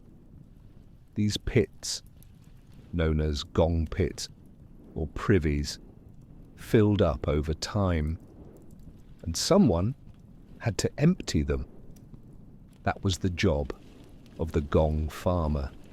Imagine a job defined entirely by the handling and removal of human waste, a job so foul, so fundamentally unpleasant that it could only be performed under the cover of darkness, away from the eyes and noses of ordinary citizens. This was the lot of the gong farmer, a profession essential for basic public health, but one that earned its practitioners profound social stigma and subjected them to extreme physical and sensory unpleasantness. Let's explore the reality of being a medieval gong farmer and the many reasons why this was arguably the worst job in the city. As darkness falls, preparing for a night's work. The gong farmer's work was strictly a nighttime occupation. This wasn't just a preference. In many places it was required by law. The job was simply too foul, too smelly to be performed during the day when people were out and about. So, as the last light of dusk faded and the city streets grew quieter, the gong farmer would begin to prepare for their shift. Their tools were simple, basic implements suited for handling semi-liquid and solid waste. This included buckets made of wood or metal, sturdy shovels, perhaps a rake or hook for pulling material ropes for lowering and lifting buckets, and possibly a ladder or rope ladder for descending into the pits. They would also need a light source, usually a lantern with horn panels or thick glass, to contain the flame and prevent accidental ignition of potentially flammable gases in the pit. Imagine gathering these tools. Even when clean, or as clean as they could be, they would likely carry a lingering faint odor of previous use, a smell of stale waste metal and damp wood. Handling them would be a constant reminder of the work ahead. Fully equipped, the gong farmer would then make their way through the darkened streets of the city. The streets themselves, as we've noted in previous journeys, carried their own smells of waste and grime. But the gong farmer was heading towards concentrations of filth that made the street smells seem mild by comparison. They would navigate the unlit alleyways and narrow passages, pulling a small cart to carry their tools, and eventually the filled buckets of waste. The sounds of their footsteps in the quiet night, the rumble of the cartwheels, perhaps the jingle of their tools, would be the only sounds announcing their presence, working stealthily while the rest of the city slept, trying to avoid drawing attention, even at night. The workplace, the privy pit. The gong farmer's workplace was the cesspit itself, a dark, hidden and profoundly unpleasant hole. These pits were dug below ground, often under houses, particularly under the small outhouse structure known as a privy, or sometimes in a garden or courtyard area. Their purpose was to collect human waste from the toilet above, along with whatever else might be thrown down: ashes, food scraps, general refuse. Imagine looking down into a pit that hasn't been emptied for months or even years. It is a deep cavity, often lined with brick or stone to prevent collapse, but sometimes just a simple hole in the earth. It is completely dark inside, except for any light you shine down into it. Its contents are layers of waste, semi-liquid sewage at the bottom, thicker sludge, and layers of more solid material accumulated over time. The smell emanating from a privy pit, even with the lid closed, could be noticeable.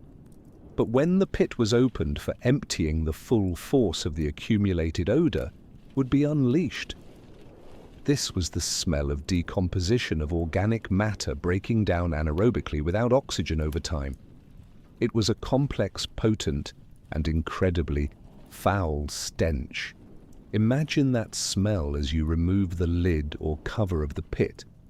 A dense, suffocating wave of odor rises into the night air.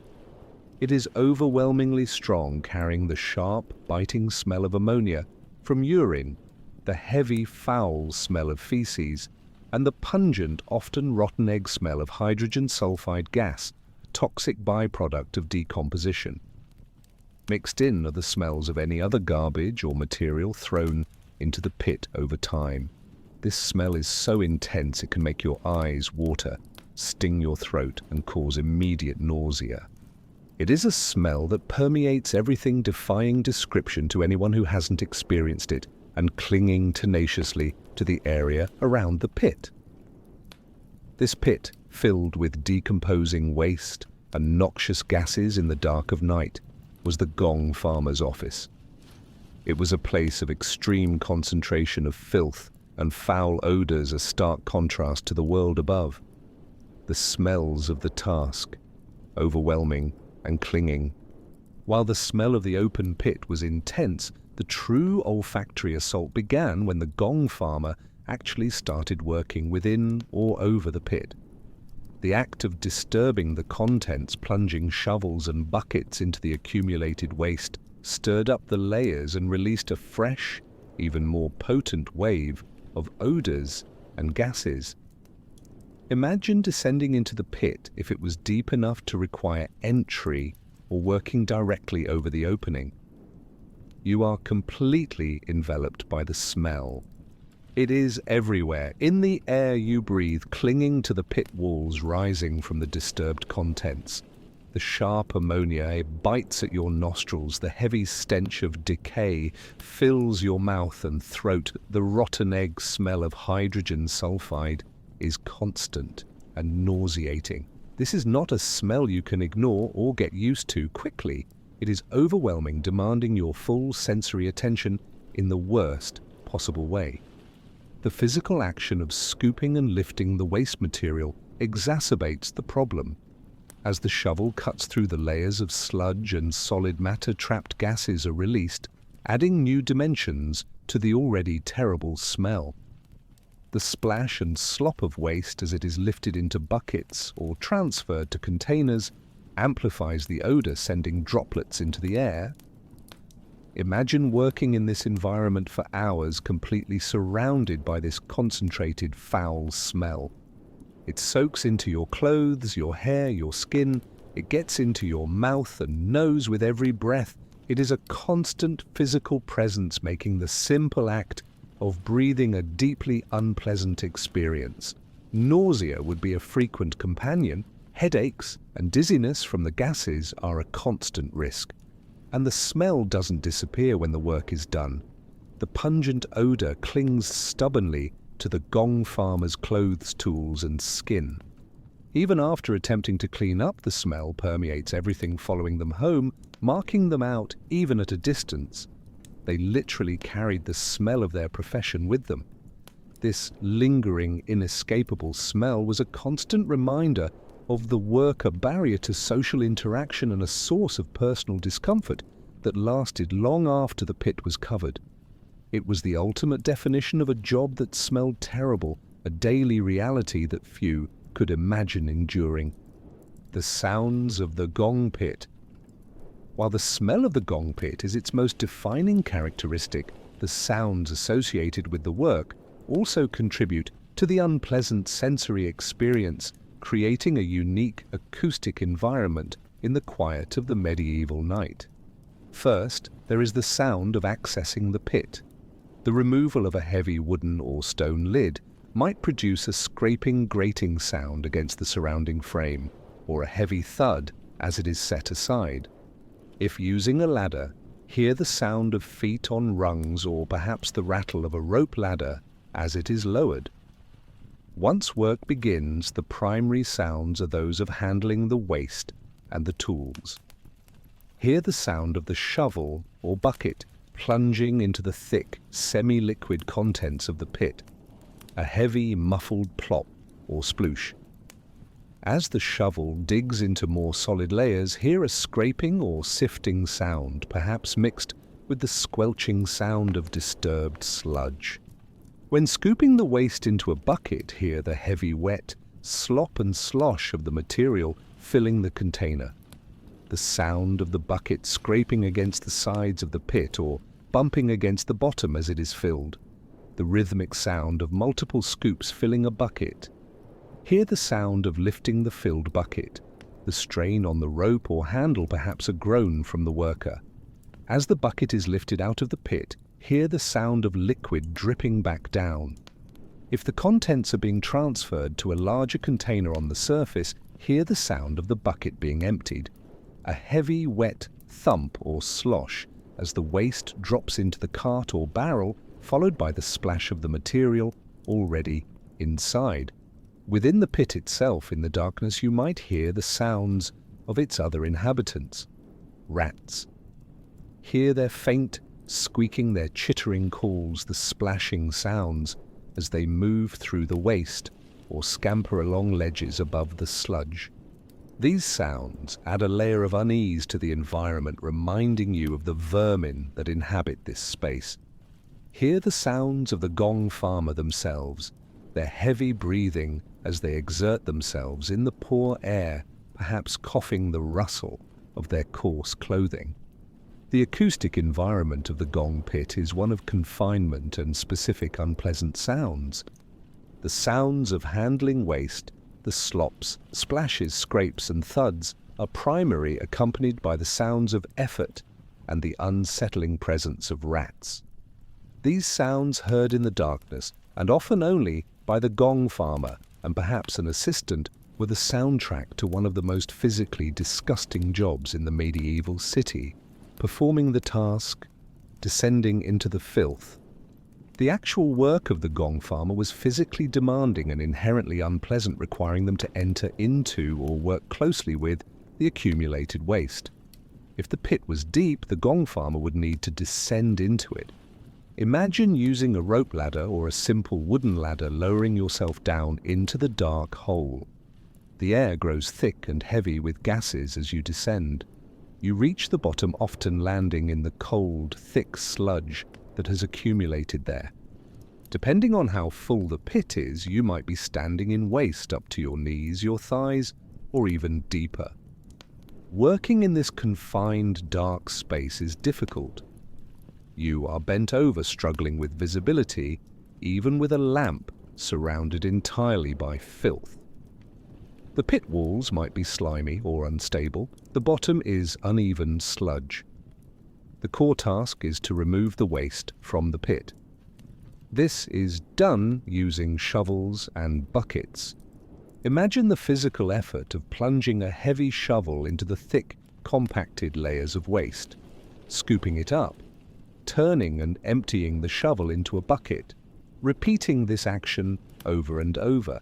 The waste is heavy, sometimes compacted and difficult to loosen. Buckets once filled are heavy. They must be lifted out of the pit. If the worker is inside the pit, they pass the filled buckets to an assistant above or attach the bucket to a rope for someone on the surface to pull up. If working from above, they lower an empty bucket scoop from the top layers and pull the filled bucket back up. Imagine the strain on the arms, back and shoulders from constantly lifting heavy buckets filled with waste. The entire process is physically taxing, performed in a deeply unpleasant and unhealthy environment. You are constantly in close contact with the waste, wading in it, splashing it as you work. Despite attempts at protection, perhaps coarse clothing, you would inevitably get covered in the filth. The work is also often solitary or done with only one assistant, performed quietly in the dark to avoid detection. There is no one to complain to, no audience to acknowledge the difficulty, only the silent task and the foul environment. This raw physical labor, performed in conditions of extreme filth, darkness, and confinement, underscores why the job was so undesirable. It required a tolerance for and direct interaction with materials that most people would find utterly repulsive. The dangers lurking in the pit. Beyond the sheer unpleasantness, working in a gong pit presented significant and potentially deadly dangers that highlight the harsh reality of this profession. One of the most immediate threats was the presence of toxic and asphyxiating gases. Decomposition in the enclosed pit produces gases like methane CH4 and hydrogen sulfide H2S. Methane is highly flammable and explosive if it accumulates in sufficient concentration and encounters a spark, which is why open flames were risky, though used. Hydrogen sulfide is highly toxic. Even in relatively low concentrations, it can cause dizziness, nausea, and loss of consciousness.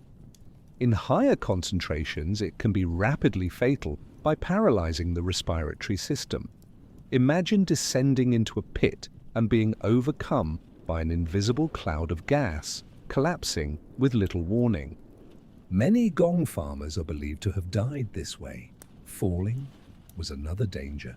Whether descending into the pit using a flimsy ladder or rope or working directly over the opening from the surface, there was always a risk of losing footing and falling into the deep pit, potentially into lethal gases or simply drowning, suffocating in the thick waste.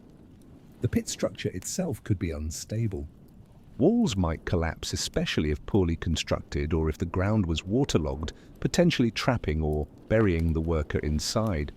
Disease was a constant occupational hazard. Direct and prolonged contact with raw human waste exposed gong farmers high concentration of bacteria, viruses, and parasites. They were at significant risk of contracting severe illnesses like dysentery, typhoid, cholera, and various skin infections which could be debilitating or fatal in the era before antibiotics. Working in darkness with limited visibility increased the risk of accidents. The presence of rats in the pits also posed a danger of bites, which could transmit disease. These combined dangers, invisible toxic gases, the risk of falling and suffocation, structural collapse, and severe infectious diseases, made the gong farmer's job not just unpleasant but genuinely life-threatening. It required immense bravery or desperation to face these risks night after night for a meager living. Transporting and disposing of the waste. Once the gong pit had been emptied or partially emptied, the collected waste had to be transported away for disposal. This was the final stage of the job, and it too was performed under the cover of darkness. The waste now collected in buckets or barrels was heavy. Imagine the physical effort of lifting these filled containers out of the pit and transferring their contents into larger barrels or a cart brought for this purpose. The smell would of course continue to be overpowering during this transfer process. The gong farmer would then transport the cart or barrels of waste through the city streets. This work was done at night, precisely to avoid being seen and to minimize the impact of the terrible smell on the population. Imagine moving slowly through the quiet, dark streets, the rumble of your cart echoing, carrying your load of foul-smelling waste. The disposal sites were typically on the outskirts of the town or city. This might be a designated waste dump, a field outside the walls, the city moat, or a nearby river. Disposing of the waste into rivers or moats, while convenient for the gong farmer, contributed significantly to the pollution of these water sources, impacting the health of the wider population who relied on them. Imagine the final act of disposing of the waste, tipping the barrels or cart into a ditch, a river, or onto a heap. The splash, the slosh, the final release of the terrible smell. Even at the disposal site, the stench would linger, marking the area. This entire process of collecting, transferring, transporting, and disposing of vast quantities of human waste, all under the cloak of night, highlights the immense physical effort, the constant exposure to foul smells, and the necessary but environmentally damaging nature of this essential medieval service. After the work, the lingering scent. After completing their rounds for the night, the gong farmer would return home. Cleaning themselves and their tools was difficult and often rudimentary. Water was precious and effective soap was rare.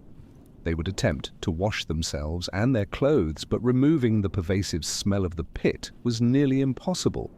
The smell of human waste, decay, and pit gases clung stubbornly to their skin, their hair, their clothing, their tools.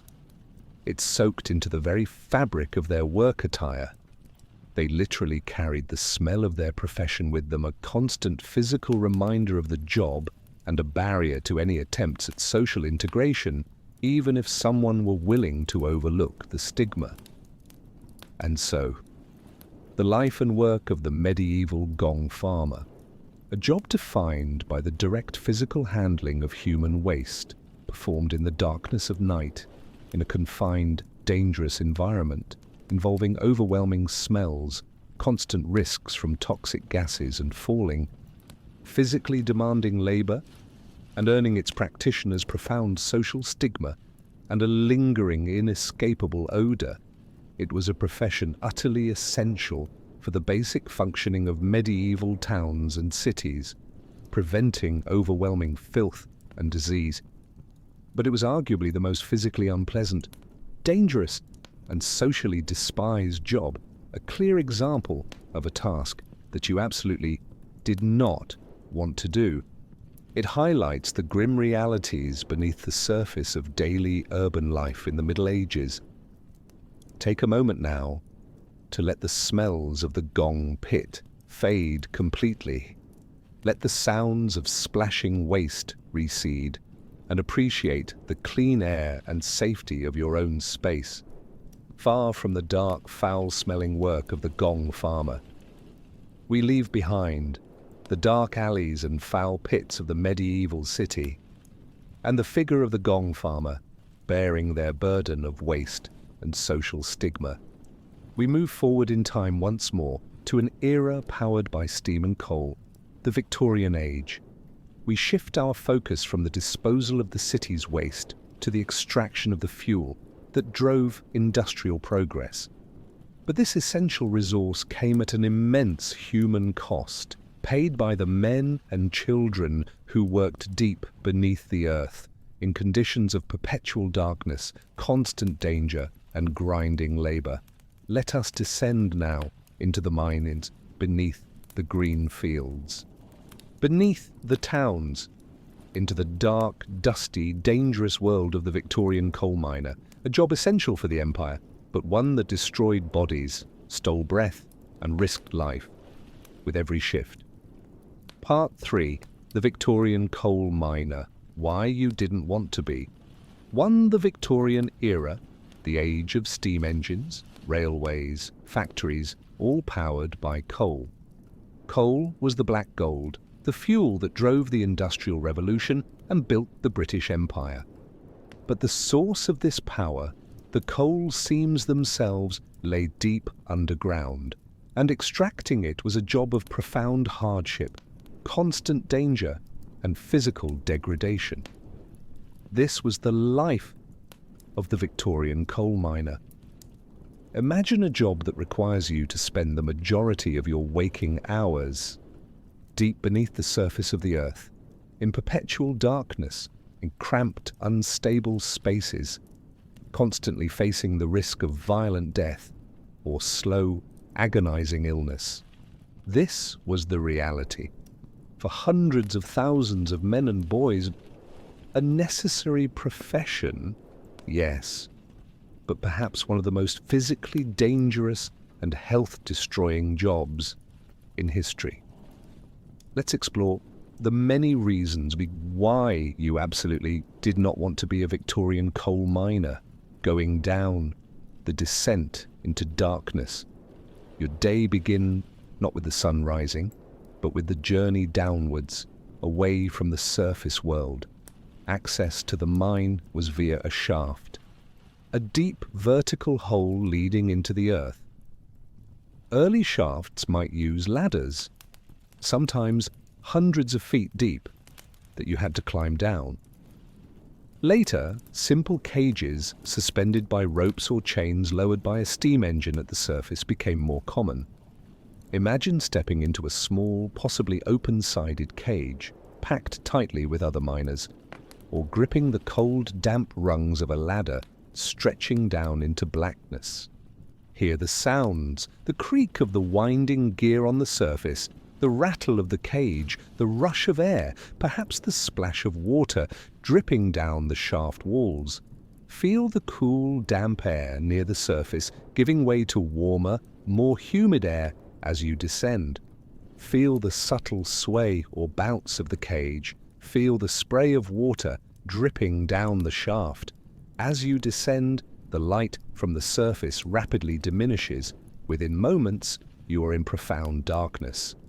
Your only light is the lamp you carry or wear on your cap, initially an oil lamp, later the slightly safer Davy lamp, a type of safety lamp designed to reduce explosion risk but still providing only a weak light. See how its small flickering flame or glow pushes back the darkness only a tiny distance, casting unstable shadows on the shaft walls. The smell changes as you go down. The fresh air from the surface is replaced by the smells of the mine. Damp earth, rock, coal dust, perhaps the smell of oil or grease from the winding gear, and the ever-present subtle or not-so-subtle smell of gases. You descend deeper and deeper, past the levels where trees' roots reach, past solid rock, into a world of coal seams and tunnels. The air grows warmer due to the Earth's heat, but also heavier, thicker, often humid and stale. The sounds of the surface fade away entirely.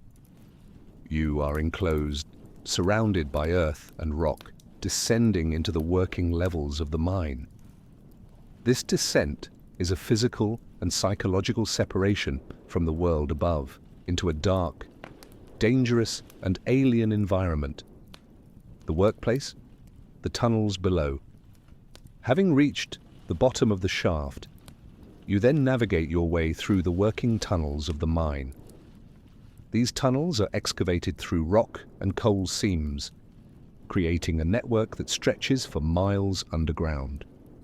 The tunnels vary in size. Main haulage roads might be relatively wide and tall, allowing carts or ponies to move through, but the actual working area, where the coal is being cut, are often low and narrow. Miners might have to walk significant distances bent double, crawl on hands and knees, or even lie on their sides to reach the coal face. The tunnels are perpetual dark, except for the small pool of light from your own lamp and the lamps of other miners nearby. The darkness is absolute, heavy, pressing in from all sides just beyond the weak glow of your lamp. It conceals obstacles, hides the true extent of the space, and can create a profound sense of isolation and confinement. The air in the tunnels is poor, filled with coal dust stirred up by the cutting and movement of coal. This dust hangs in the air, coating everything, getting into your lungs with every breath. It's gritty, choking, and builds up over time. The air is also often warm, humid, and can feel stale, lacking fresh circulation in the deep parts of the mine. The tunnels are supported by timber props and roof supports put in place to prevent collapse.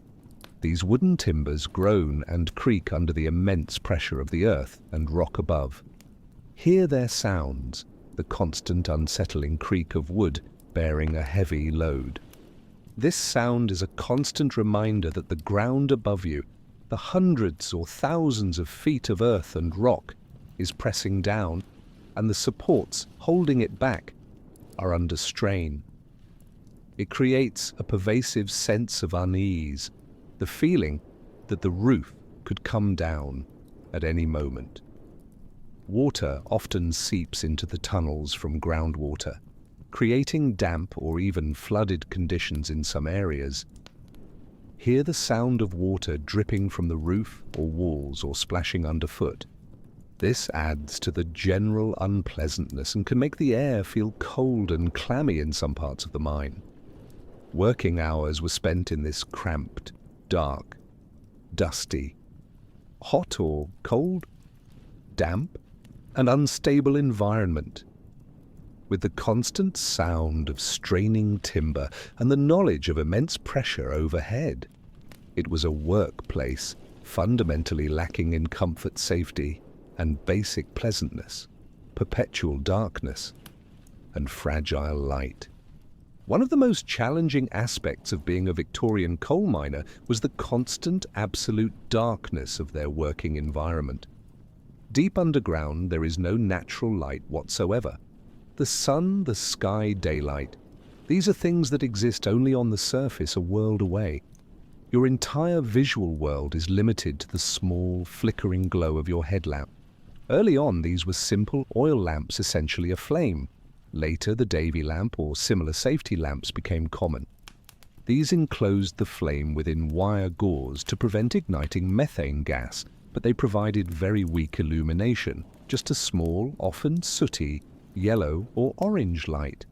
Imagine working for hours, your entire shift, with only this tiny pool of light. It is barely enough to see the coal face directly in front of you or the ground immediately at your feet.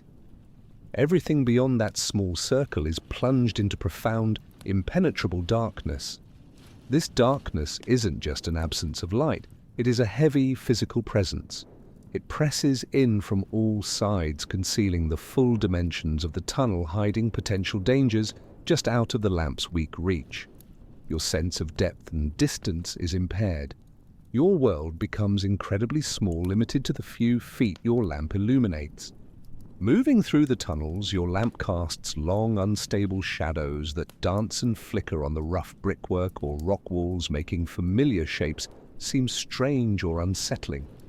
You constantly rely on the person in front of you or the light from a miner ahead to know where the tunnel goes. If your light goes out, you are instantly in absolute terrifying blackness, unable to see anything, completely disoriented. This was a genuine danger, getting lost or trapped in the total dark. This constant darkness contributes significantly to the psychological burden of the job. Working for long hours in this confined gloom with the constant feeling of the earth pressing in can be deeply disorienting and oppressive. It isolates you, visually making the work feel endless and the environment feel fundamentally alien and potentially concealing. The weak, fragile light from the lamp is your only connection to vision, a small, vulnerable glow surrounded by an immense, perpetual darkness. It's a constant reminder of your isolation and the hidden nature of the world you inhabit, the sounds of the deep earth. In the perpetual darkness of the mine, your hearing becomes heightened, attuned to the sounds that fill the tunnels. Sounds of work, sounds of the environment, and sounds that signal danger. The dominant sounds are those of the mining process itself. Hear the rhythmic physical impact of the miner's pickaxe or shovel striking the coal face, a sharp, often ringing or percussive sound that echoes in the confined space. Thwack, thwack, thwack. Hear the sound of the loosened coal falling from the face, a rattle, a clatter, a cascade of material. Hear the sound of drills. Later, mechanical drills added their own noise, biting into the rock. Hear the sounds associated with moving the coal, the scraping and clatter as coal is shoveled into carts or wagons, the squeak and rumble of the small wagons being pushed or pulled along the tracks in the tunnels, the metallic clang of coupling wagons together. The environment itself produces sounds. Hear the constant subtle sound of water dripping from the roof or walls. Drip, drip, drip. A reminder of the dampness and the layers of earth above. Hear the sounds of the wooden timber supports under pressure. A creaking, groaning, or popping sound that indicates the immense weight they are bearing. These sounds are unnerving as they signal stress on the structure holding the roof up. Hear the sounds of the miners themselves, their heavy breathing often strained by the poor air and physical exertion, their occasional coughs bringing up coal dust, their voices communicating in shouts or calls down the tunnels, their voices echoing and sometimes distorted in the confined space. Animals also inhabit the mines, notably rats. Miners often tolerated rats as they were believed to leave before a gas build-up or collapse. Hear their faint, squeaking chittering and the sound of them scurrying along ledges or through debris. More alarming sounds are those that signal immediate danger. A sudden loud crack or groan from the timbers could mean an impending collapse, the sudden whoosh or roar of gas accumulating or igniting, the distant rumble of an explosion or collapse elsewhere in the mine. The soundscape of the Victorian coal mine is a claustrophobic mix of the physical labor hacking, shoveling, moving wagons, the sounds of the unstable environment, creaking timber, dripping water, shifting rock, and the sounds of its living inhabitants, breathing voices, rats. It is a constant reminder of the difficult work, the hidden dangers, and the separation from the world above. The smells of the underground. The air in a Victorian coal mine carries a distinct and often unpleasant collection of smells directly related to the environment, the work, and the dangers present. The most pervasive smell is that of coal dust. It's a dry, gritty smell that fills the air, coating everything. You breathe it in constantly, and it builds up in your nostrils and lungs. It's a smell that clings to clothes and skin and stays with the miner, even after they leave the pit. Compounding the coal dust is the smell of damp earth and rock. As water seeps through the ground, it carries with it the mineral scents of the earth. This creates a constant musty, earthy, sometimes slightly metallic smell that is heavy in the air, especially in wet parts of the mine. There is the smell of human presence, sweat, heavy from physical exertion, in the warm, humid tunnels. The smell of rough clothing, the lamps and machinery contribute their own odors. Oil lamps produce the smell of burning oil and soot. Later lamps might have a subtle metallic or fuel smell. Lubricants used on wagon wheels or other simple machinery would add the smell of grease or oil. And then there are the smells associated with the dangerous gases. While methane is odorless, other gases can have smells. Hydrogen sulfide, present from decomposition or certain geological formations, has that distinct rotten egg smell. Other less common gases might have different unusual odors. Learning to recognize these smells, or the absence of a flame's usual flicker in a safety lamp indicating low oxygen or high gas, was literally a matter of life and death, as they could be warnings of invisible lethal threats. Wood from the timber supports might have a faint, woody or damp smell adding to the environmental layers. The smells of the Victorian coal mine, the dry grit of coal dust, the damp earth and rock, human sweat, the smell of lamps and lubricants, and the subtle but potentially terrifying smells of gases, create a heavy, distinct, and often unhealthy atmosphere. It's a world of smells fundamentally different from the world above ground, a constant reminder of the challenging and dangerous environment where the miners spent their working lives. The ever-present dangers, life and death below. Life as a Victorian coal miner meant facing a multitude of dangers, constantly threats that could lead to injury, disability, or sudden, violent death. These dangers were inherent to the environment and the work itself. One of the most feared dangers was mine collapse or roof fall. The tunnels were constantly under immense pressure from the earth and rock above. Timber supports could break, rock could shift, the roof could simply give way, sending tons of material crashing down with little warning. Miners could be crushed, instantly trapped, or buried alive. The constant sound of straining timbers was a daily reminder of this threat. Invisible dangers lurked in the air gases. Methane, known to miners as fire damp, seeped from the coal seams. It is odorless and lighter than air, accumulating in pockets. While not directly toxic, it is highly flammable. The presence of an open flame from an early oil lamp or even a spark from tools hitting rock could ignite accumulated methane, causing a devastating explosion that would rip through the tunnels, killing and injuring miners through blast waves, heat, and collapse. Another dangerous gas was carbon monoxide, known as choke damp. Produced by fires or incomplete combustion, or sometimes naturally, it is also often odorless. It is highly toxic, rapidly leading to dizziness, confusion, unconsciousness, and death by asphyxiation. Other toxic gases like hydrogen sulfide could also be present. Miners had rudimentary ways of testing for gas, e.g., the behavior of a lamp flame for methane or bringing a canary down, but understanding was limited and detection was often too late. Coal dust itself, while perhaps not an immediate threat of explosion in the same way as methane, though dust explosions were possible in certain conditions, was a chronic killer. Inhaling the fine coal dust day after day, year after year, led to black lung pneumoconiosis, a debilitating and ultimately fatal disease that slowly destroyed the miners' lungs, leaving them breathless and weak.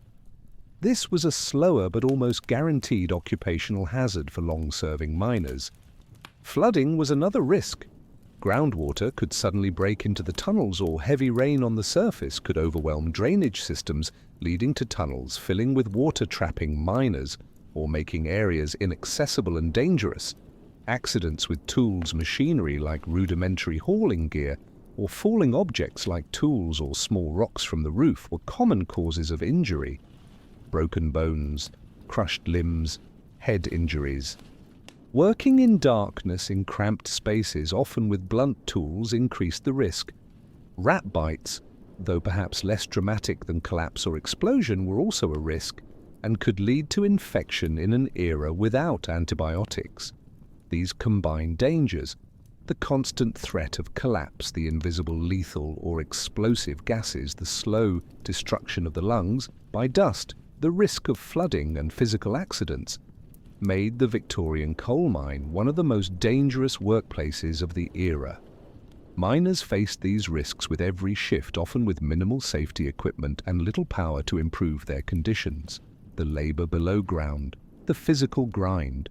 The work of a Victorian coal miner was physically brutal and demanding, requiring immense strength and endurance in the difficult environment of the mine. The primary task was cutting coal from the seam using hand tools, a pickaxe or a heavy chisel and hammer. This involved swinging the heavy pickaxe repeatedly into the coal face to break off chunks, or hammering the chisel into the seam. This was heavy, repetitive, muscle-straining work, often performed in awkward postures, kneeling, lying on your side, or bent double due to the low height of the working tunnels. Miners also had to load the cut coal into wagons or carts, using shovels, a physically demanding task, in a confined space. These wagons, once filled, were heavy and had to be pushed or pulled along narrow tracks from the coal face to the main haulage roads. This task was often performed by child miners known as putters or hurriers, sometimes pulling the wagons with chains attached to their bodies through low tunnels. Other tasks included setting timber supports to prevent the roof from collapsing, involving lifting and positioning heavy wooden props and beams in difficult conditions. Clearing debris, maintaining tracks, and ensuring ventilation, often done by children operating simple trapdoors, were also part of the work system. The work was relentless, typically involving shifts of 10 to 12 hours, often more, with minimal breaks.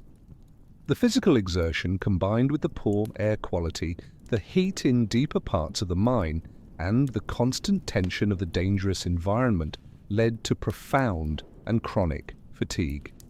Miners returned from their shifts utterly exhausted, covered in coal dust, their bodies aching. This grinding physical labor, performed in the dark, dangerous and uncomfortable conditions of the mine, was the reality of extracting the fuel for the Industrial Revolution. It demanded extraordinary physical resilience, but came at the cost of constant pain, fatigue, and long-term damage to the body. Child labor and the long-term cost. A particularly grim aspect of Victorian coal mining was the widespread employment of children, often in the most difficult and dangerous tasks. Children as young as 6 or 7 years old worked in the mines. Their small size made them useful for navigating narrow tunnels or crawling into low spaces. Children performed tasks like opening and closing ventilation trapdoors, trappers sitting alone in the dark for hours, or pulling heavy coal wagons, hurriers, or putters through low, cramped tunnels. This was physically demanding, isolating and dangerous work, exposing them to the same risks as adults. Collapse gas accidents, often with less awareness or ability to protect themselves. Imagine a young child spending their childhood in this environment instead of playing or going to school. For all miners, regardless of age, the long-term health consequences were severe. The constant inhalation of coal dust led almost inevitably to black lung disease, a progressive and fatal condition that caused severe breathing difficulties and premature death. Other respiratory problems, rheumatism, from the damp and chronic injuries, were also common. The average lifespan of a coal miner was significantly lower than that of workers in less hazardous professions. The mine didn't just risk killing you suddenly, it would likely kill you slowly. And so, the reality of being a Victorian coal miner, a job essential to the engine of the Industrial Revolution, performed in perpetual, absolute darkness, in cramped, unstable, damp and dusty tunnels, involving brutal physical labor, breathing polluted air, and facing constant severe dangers from collapse, explosive and toxic gases, flooding and accidents. It was a profession that demanded immense physical endurance and bravery, but came at the cost of chronic illness, frequent injury and premature death. It highlights the extreme human price paid for industrial progress and stands as a powerful example of a job that you truly did not want to do. Take a moment now to let the sounds of the mine fade, the smell of dust and damp recede, and appreciate the light, the clean air, the space and the safety of your own surroundings. Far from the dark, dangerous world of the Victorian coal miner, we leave the dark tunnels and the heavy air of the coal mine behind. Our journey through undesirable historical jobs continues, taking us now to a different, challenging environment, a world defined by constant motion, isolation, and the unpredictable power of nature. We return to the sea, aboard a sailing ship, but this time we look not at the life of the common sailor, but at the person tasked with keeping that crew alive and functioning, the ship's barber surgeon. In an era of limited medical knowledge and crude tools, this job was essential, but came with its own set of grim realities, dealing with injury, sickness, and death, far from the stability and resources of land. Let's step aboard and imagine the work and the reality of the Age of Sail Barber Surgeon. Part 4. The Age of Sail Barber Surgeon. Why you didn't want to be one, life aboard a sailing ship was inherently dangerous, as we've discussed in a previous journey. Accidents were common disease, spread easily in the cramped, unsanitary conditions, and long voyages brought specific ailments like scurvy. In this isolated, often violent world, having someone with medical knowledge, however limited, was vital for the survival of the crew. This was the role of the barber surgeon. Imagine being that person, the individual responsible for tending to the sick and injured on a ship, hundreds or thousands of miles from land. Your patients might suffer from broken bones after a fall, deep cuts from accidents, or combat burns, or debilitating diseases like dysentery or scurvy. Your resources were limited, your tools were crude, and your knowledge by modern standards was often basic, based more on theory and limited experience than scientific understanding. This was a job that required courage, resilience, and a strong stomach, but was often performed with little respect and frequent failure. Let's explore the reality of being a barber surgeon, and why, despite the vital role, you likely did not want this job. Position and knowledge. The limits of medical science at sea. The ship's barber surgeon often occupied a paradoxical position on the ship. While their skills were essential for the crew's well-being, their social status was typically not high, often ranked alongside petty officers or even skilled seamen rather than the ship's commissioned officers. Their title, barber surgeon, reflects their dual role. They performed both basic barbering duties, haircuts, shaving, and surgical medical tasks. Their medical training varied greatly. Many learned through apprenticeships, gaining practical experience, but often lacking a deep, theoretical understanding of anatomy, physiology, or disease causation. Germ theory was centuries away. Their knowledge was a mix of ancient theories, herbal remedies, practical experience with injuries, and rudimentary surgical techniques. They understood things like setting bones, stitching cuts, and amputating limbs, but had little understanding of infection sterilization or the causes of most illnesses. Imagine having to rely on this limited, sometimes inaccurate knowledge when faced with a gravely ill or injured person. You understood the symptoms, but the underlying cause was often a mystery to you. Your best efforts were often based on outdated theories or simple hope. This inherent limitation of medical science at the time, especially amplified by the challenging environment of the ship, meant that despite your best efforts, failure and death were frequent outcomes. Your position demanded responsibility for life and death, but without the tools or knowledge for consistent success. The sick bay, a crude and unsanitary space. The barber surgeon's workspace, sometimes called the sick bay or cockpit on naval ships, often in the lowest deck area, was typically far from a sterile, well-equipped modern hospital room. It was usually a small, cramped space on the ship, often dimly lit, poorly ventilated, and lacking in basic sanitation. Imagine this space maybe just a corner of a deck below the waterline or a small cabin shared with others. It would be perpetually damp, smelling of stale air, unwashed bodies, and the pervasive odors of the ship itself, wood tar bilge. Lighting would be poor, relying on oil lamps or lanterns, casting flickering, inadequate light. Medical supplies were basic and limited. You would have bandages, often rough and not sterile, simple herbal remedies, perhaps some form of alcohol like rum or brandy for use as an antiseptic or anesthetic, though its effectiveness was limited, and basic tools. The tools themselves were crude compared to modern surgical instruments. Knives for cutting sores, for amputation forceps, probes, needles, and thread, often simple sail needles and thread. Imagine the feel of these rough, often well-used tools. Sterilization, as we know it, didn't exist. Tools might be wiped clean or rinsed in water, but the concept of killing microorganisms was unknown.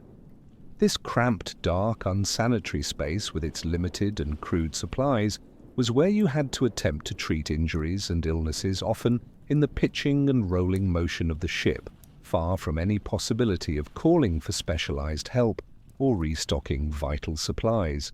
The smells of sickness and surgery. The sick bay and the barber surgeon's work involved a collection of smells that were intensely unpleasant, reflecting the reality of disease, injury, and crude medical practice in an unsanitary environment. One of the most prominent smells would be that of blood. Fresh blood has a metallic coppery odor. Dried blood has a heavier, distinct smell. In the sick bay, where injuries were treated and surgeries performed, the smell of blood would be a constant presence, soaking into wood rags and clothing. Imagine the smell of fresh blood mixed with the damp, stale air of the ship's lower decks. Adding to this was the smell of infection. Wounds often became infected, producing pus. This has a distinct, often foul odor, a smell of decay and putrefaction. Gangrene, a severe form of infection, had a particularly horrific smell of rotting tissue. Imagine dealing with wounds, emitting this smell, cleaning them as best as you could with limited means. The smells of sickness itself would also fill the air. The smell of feverish sweat, of vomit, of diarrhea from diseases like dysentery or typhoid spreading through the crew. The smell of scurvy in its advanced stages, involving decaying gums and foul breath. These bodily smells, intensified by the cramped, poorly ventilated environment, contributed to the general unpleasantness of the sick bay. The limited medical supplies also had their smells. Herbal remedies might have earthy or pungent aromas. Alcohol used as an antiseptic or offered to the patient would add its sharp, distinct smell. Opium used as a painkiller had its own specific scent, and all these smells would be layered upon the general pervasive odors of the ship itself. The smell of damp wood tar, and most notably, the foul smell of the bilge water rising from the bottom of the ship, carrying the stench of stagnant waste. The smells of the barber surgeon's workplace were a potent mix of blood infection, bodily fluids, illness, and the underlying unpleasantness of the ship's environment. These smells were a constant visceral reminder of the suffering disease and limited means available to combat them, making the sick bay a place most sailors would desperately want to avoid. The sounds of suffering and crude practice. The sounds associated with the barber surgeon's work were often distressing, reflecting the lack of effective pain relief and the physical nature of the medical procedures. Perhaps the most difficult sounds were those of the patients themselves. Hear the moans of those suffering from illness or injury. Hear the cries, the shouts, the screams of those undergoing medical procedures, particularly surgery, with little or no effective anesthesia. Imagine trying to perform a delicate task while someone is yelling or writhing in pain beside you. Hear the sounds of the tools being used. The metallic clink of instruments, the snip of scissors or knives, the scraping sound of a probe. For stitching wounds, hear the sound of the needle passing through skin and tissue, the slight tension on the thread.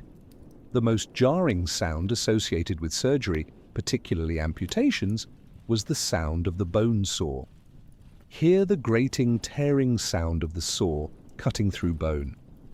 This sound, perhaps combined with the sounds from the patient, would be horrific. Describe this as a physical sound of the tool on material, presented calmly, avoiding dwelling on the human response itself.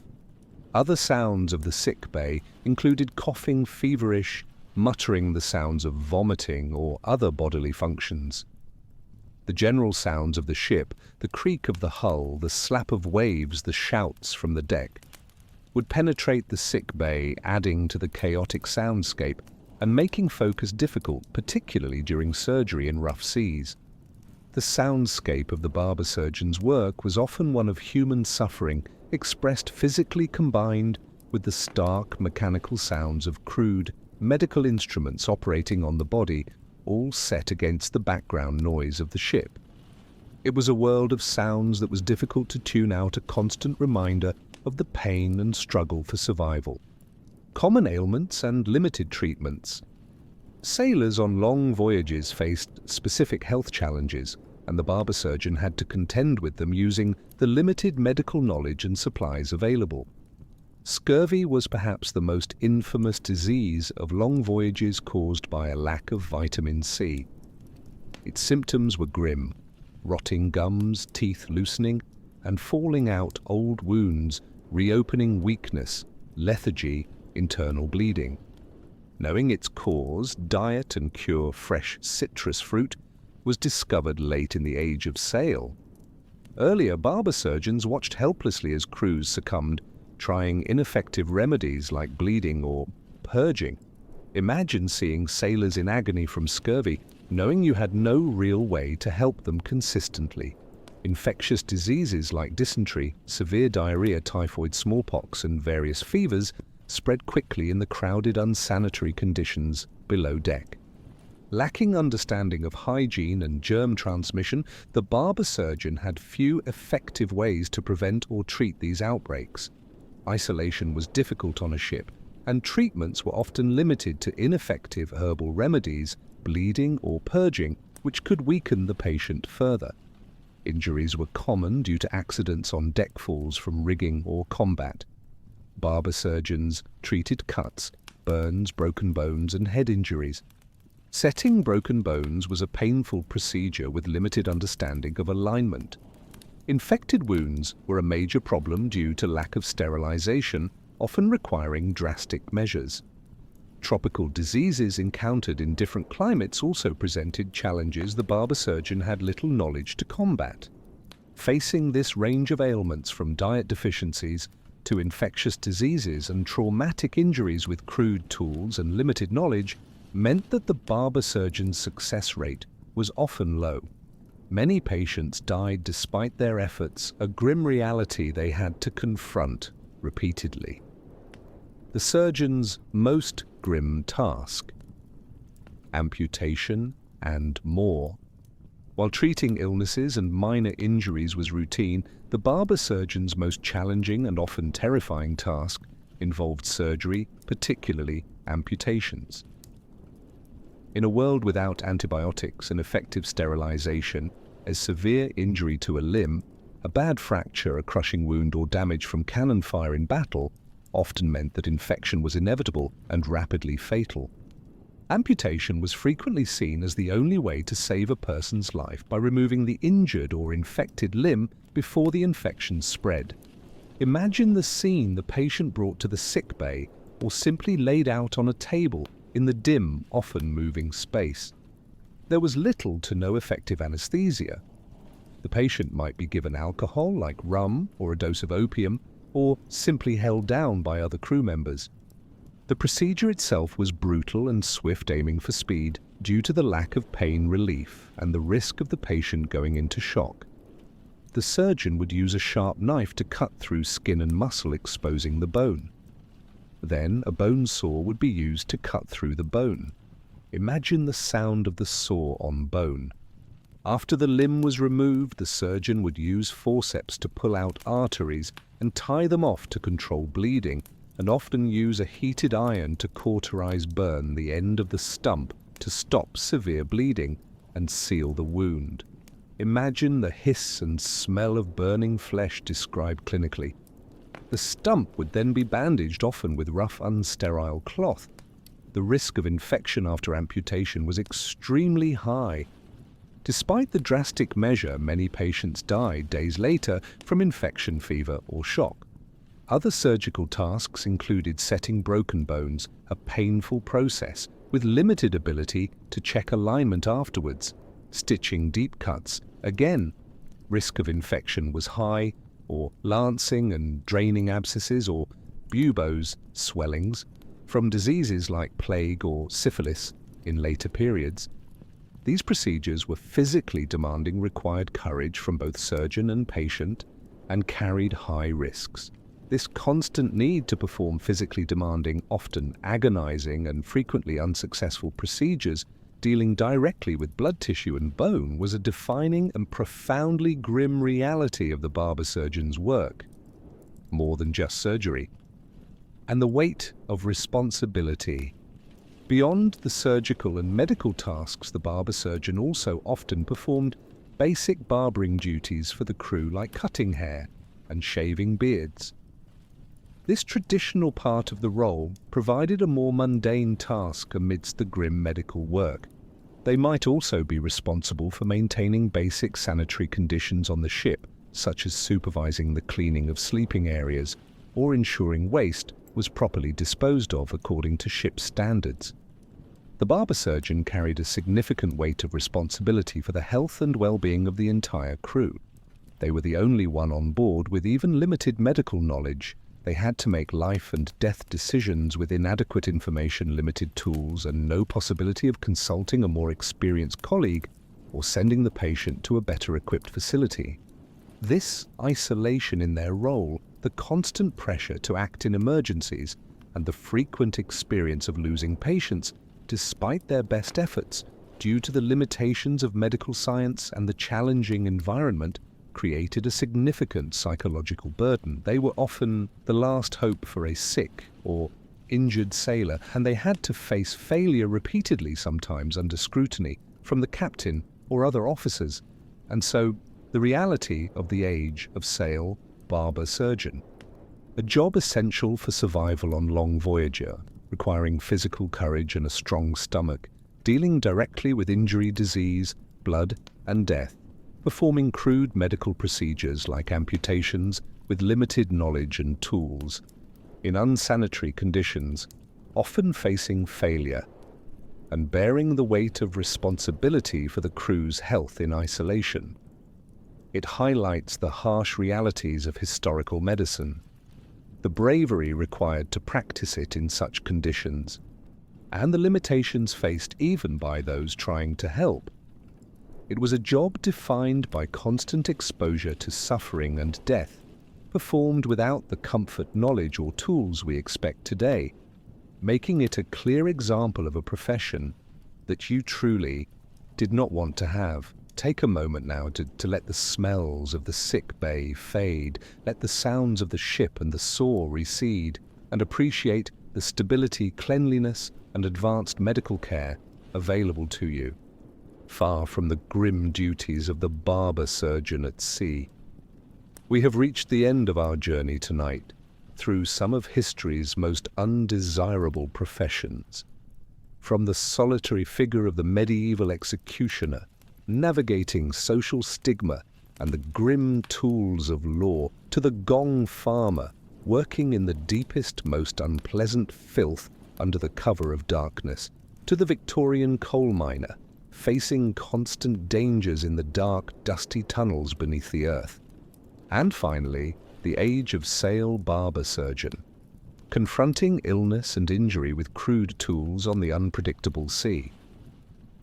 Each of these roles in their own way represents a necessary but deeply unpleasant facet of historical life. They were jobs required for the functioning of society, maintaining order, disposing of waste, providing fuel, tending to health. But they came at an immense cost to the individuals who performed them. A cost measured in social isolation, physical discomfort, constant exposure to grime and foul smells, debilitating illness, constant danger, and significant psychological burden. They were jobs that most people actively avoided, relegated to the margins of society, or taken out of sheer necessity.